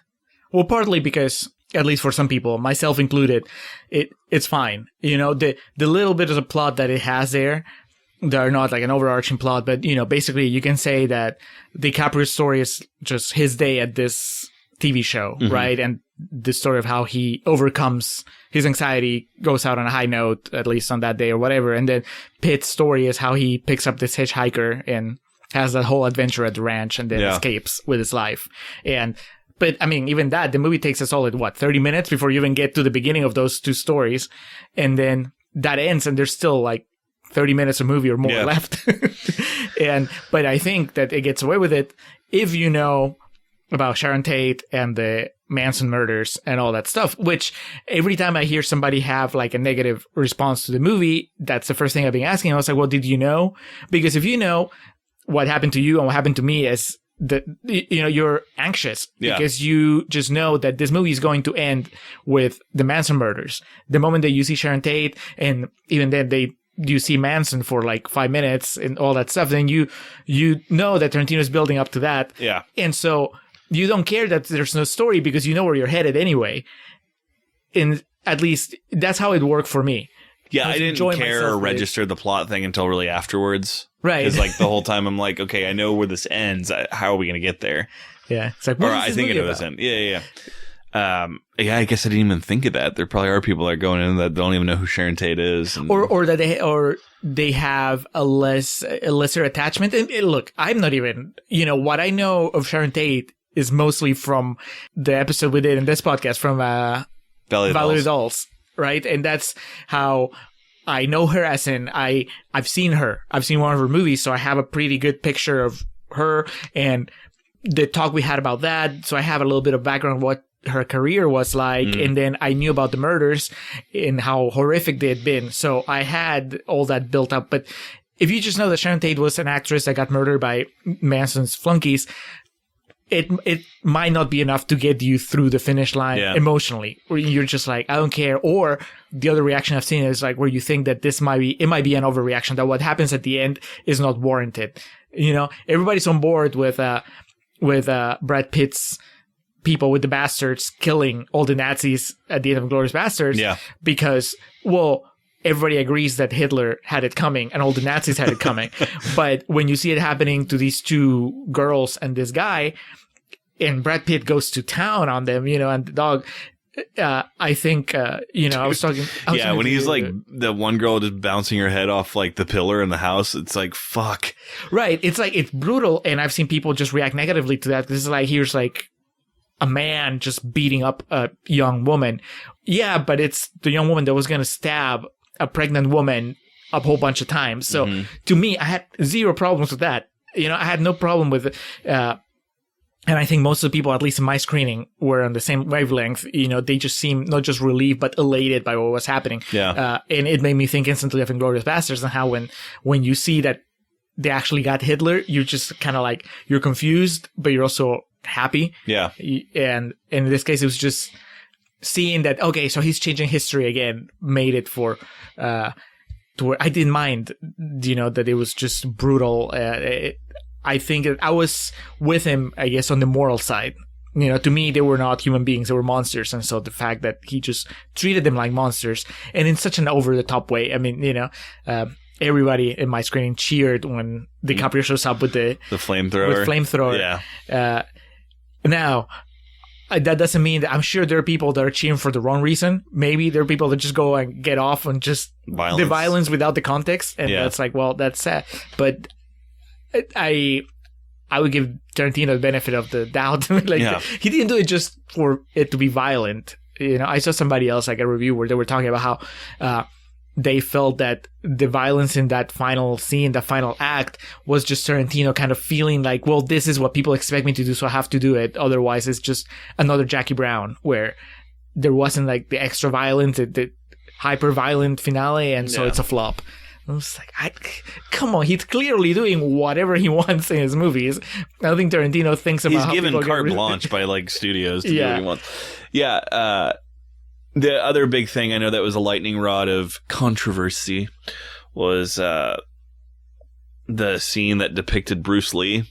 Right. Because his daughter, I think it was offended by it. My immediate rebuttal is it's Brad Pitt's memory of the story. So, like, of course it's going to be silly. Yeah. And, I and just the choreography of the fight scene was so cool. It was awesome.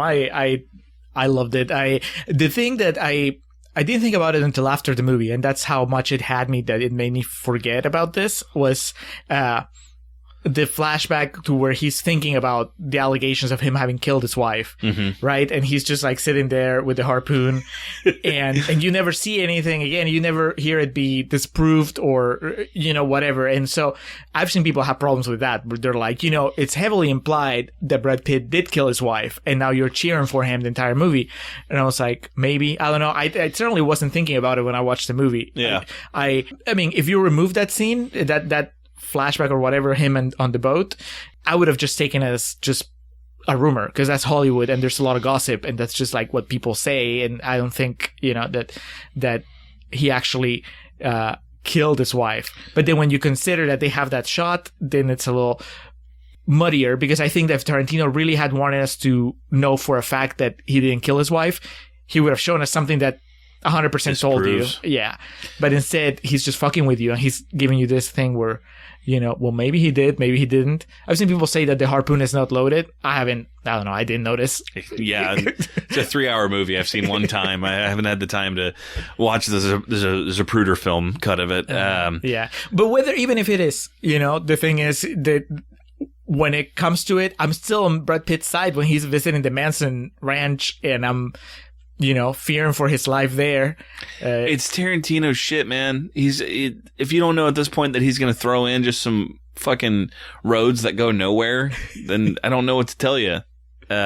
Luke Perry, was cool to see him. The entire, you know, and this is something that I realize it's pot kettle situation of, you know, me always talking about shaving shit down.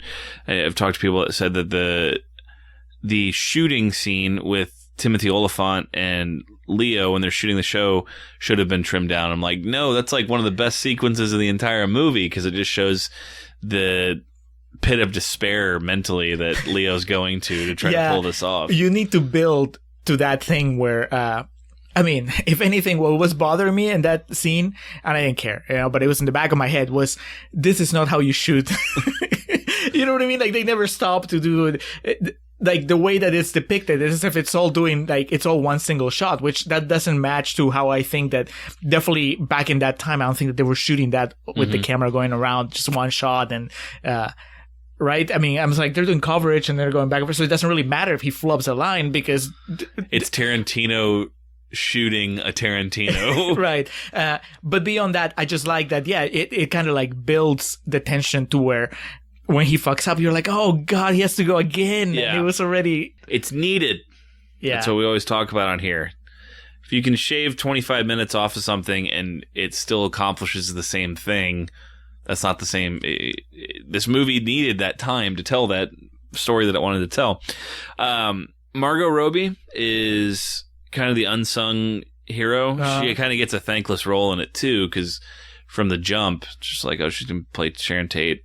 So that's going to be weird. Like, that's the ideology going into it. And I watched an interview with Tarantino where he talked about there was thought put to them refilming or shooting, I should say, the scenes. Oh, the movie she's watching? Yeah. The Bond knockoff series where Dean Martin, would play Matt Avery or some shit. Matt Band. Yeah, sure. Matt Bone. It was a Bond knockoff, and she was a Bond girl in it. And so, but they thought about reshooting that and doing it with her, so she would be watching her version of it. But he's like, no, I think it'd be cool if we gave like Sharon her own moment in the sun to kind of a new audience see her do that stuff. And he was right. It is cool. Yeah, it is. It's so hard because with Tarantino, you're trying to find what the more like visceral context is behind it. But it's like, no, this is just like a feel good, innocent. If you can describe something Tarantino's done, is that it was just and not even a segue, but it's like this necessary intersection in the movie. And Brad Pitt, when he went to the ranch, I saw Lena Dunham hit the screen, and I was like, I gotta take a piss. So I don't get why do you dislike her? You haven't even seen Girls. Oh, I've just her online presence. Is that I hate that terminology. Just the interviews I've read with her. I didn't call her an influencer. There you go. I was waiting for that next. She just, I've read interviews enough with her to know she just completely rubs me the wrong way, which is fine. And you're not put on this planet to like every other single person. And I really just, the timing of it worked out that way. And then the Bruce Dern cameo was funny. And he just kept looking at Brad Pitt. Who are you? Who?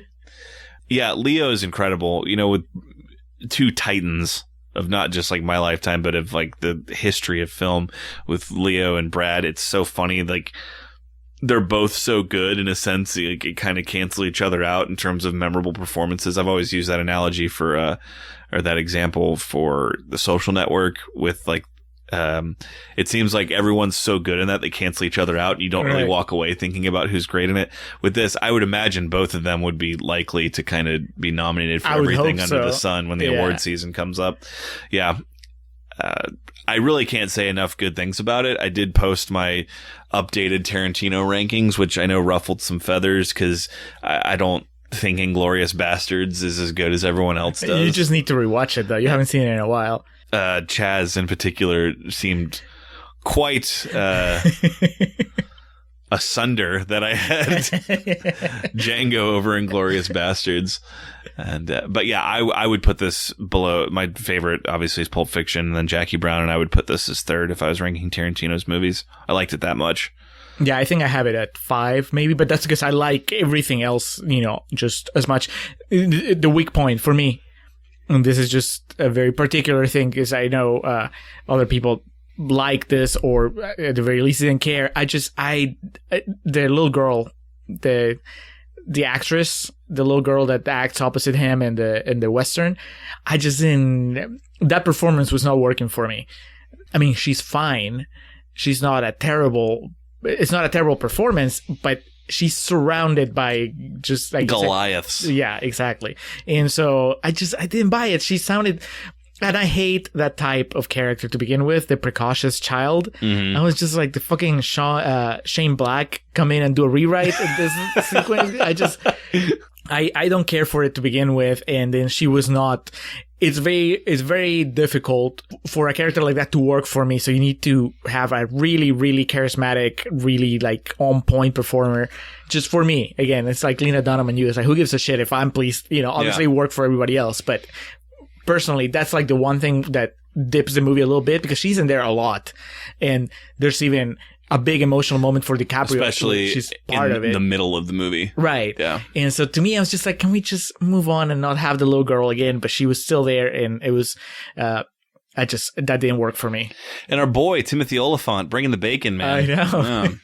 Well, Justified is not there anymore. They just canceled that show he had with Drew Barrymore on Netflix. Oh, okay. So gotta get back to the movies. He just did the Deadwood movie too. Yeah. So. I think one of the things I learned just personally going into this is, of course, doing this podcast has not helped this at all, but like the level of jaded, it's like when you get so excited for something, it's just best to just kind of let it happen and try as hard as you can to not go in there with any lenses on. Because like I said, it was like my anticipation for this, and then just I'm not one of those people that actively tries to find something to not like about it, but I'm just so like, I go into things like this with my guard up of just being like, there's no way it can be as good as I think it's going to be. Because even just like, if you just say Brad Pitt and Leonardo DiCaprio, and then you don't add in Tarantino or like the subject matter, right there, I'm already just like, so I was so pleased when it was over, just how good it was. And the thread of the Tarantino, I still pop for like the red apple cigarettes, like the constants of his universe, and Kurt Russell and his tiny little part was really funny. Yeah. How do you feel about, in the third act, I had this really long discussion on Twitter with a bunch of people, mostly Nick, because he hates voiceover. Not every voiceover, but most voiceovers, and he hated the voiceover in that part. And I was like, to me, it works because it feels like not a newsreel, but kind of like an E! True Hollywood Story kind of thing, where you get that kind of narration that just tells you the facts and what is supposed to have happened. Yeah. And because this was a lead up to a very famous murder, I was like, okay, it makes sense that we're just setting the scene for that kind of stuff, So I'll say this, in it, in that moment, I was like, what the fuck? They haven't done this at any other point in the movie. Oh, they did a little bit at the beginning. Yeah. But like, it wasn't like a thematic reoccurrence. Right.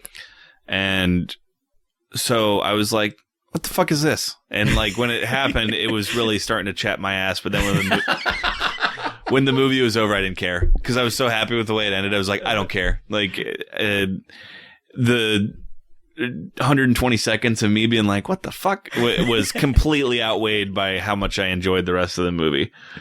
And I guess if I could think in my mind why it was necessary, it was setting the table for like this visual buffet you were about to partake in. I could see just from my reaction where that someone could get annoyed by that. I don't mind voiceovers at all. To me, it just kind of came out of nowhere. But then in hindsight, like the montage and their just the ridiculous outfits they were wearing and shit made it all worth it. Well, they were in Italy. Yeah. Right? Yeah. Yeah. And to be fair, also, when I got past the that's when my pulse started going up. Right, because it's recounting the things that are leading to. I'm like, fuck, what's going to happen? I fucking love Leo coming out with a picture of margaritas. Get the fuck off my street, yelling at him. Jake Cahill. So somehow the first time I watched it, I missed the first time around that they ended up not going into Polanski's house because of DiCaprio. You know, like he comes out, he bitches at them, and that makes them decide, well, we're going to go kill this guy instead. Which, I mean, even the second time around, it's not, nobody says that, you know, it's just that, like, that's the thing. If you don't know that in history, what happened was that they went to Polanski's house, you're like, okay, what was supposed to happen? You know, I don't think that the movie gives you like enough breadcrumbs. It shouldn't anyway, I guess. You know, Tarantino doesn't give a shit. He's like, well, you either know about this or you don't. But like in my mind, the first time I watched it, I wasn't sure which house they were entering at first until, like, you know, Brad Pitt's there. Yeah. And I'm like, okay, I know where we are. And then, you know, the second time around, I was like, no, it's a little more clear. But still, it's just that, like I said, he just doesn't care at this point because he could have given you more background on what's supposed to happen, right? I mean, he even has a narration that, like I said, it wouldn't have taken anything for him to, like, tweak it a little bit and just make it like.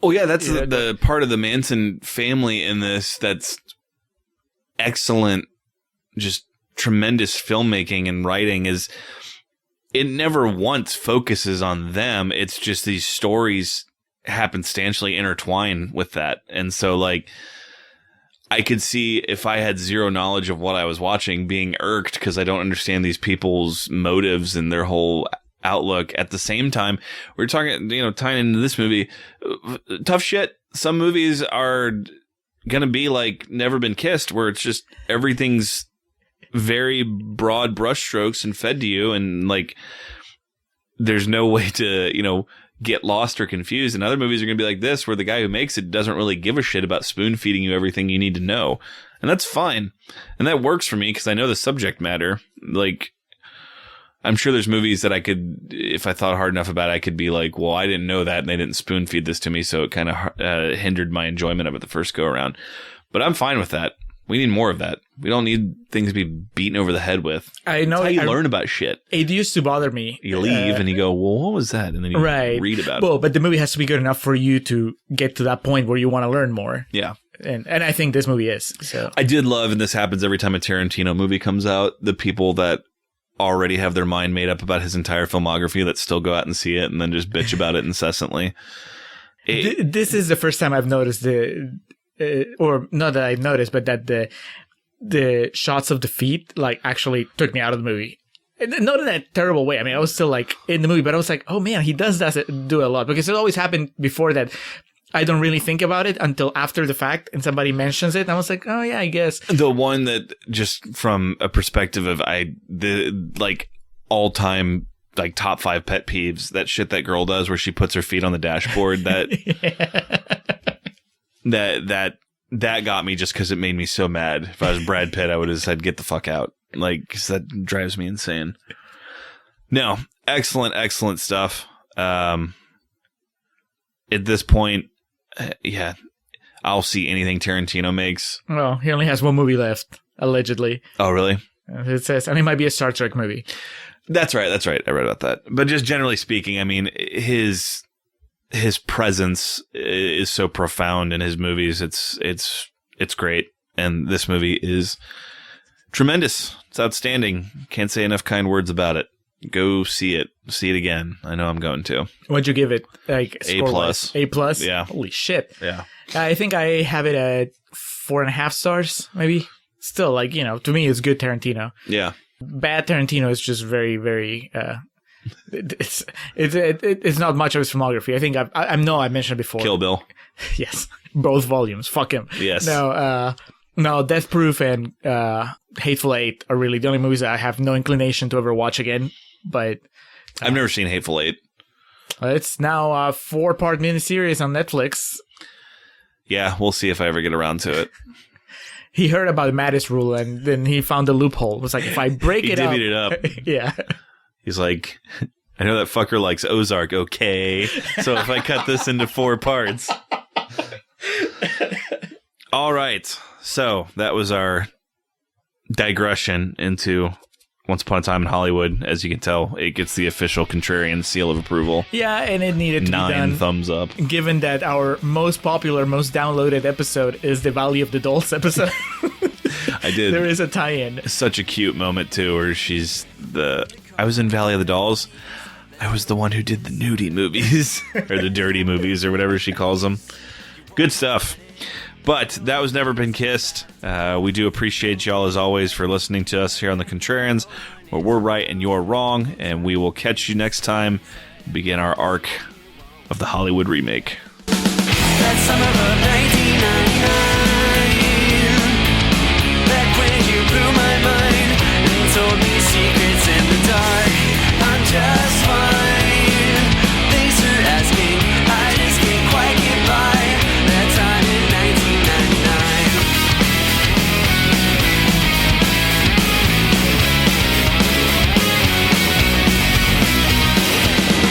How are you? I hope you're great.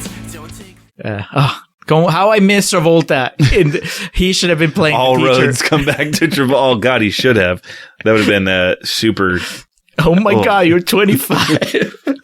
So now it's okay. I'm attracted to you.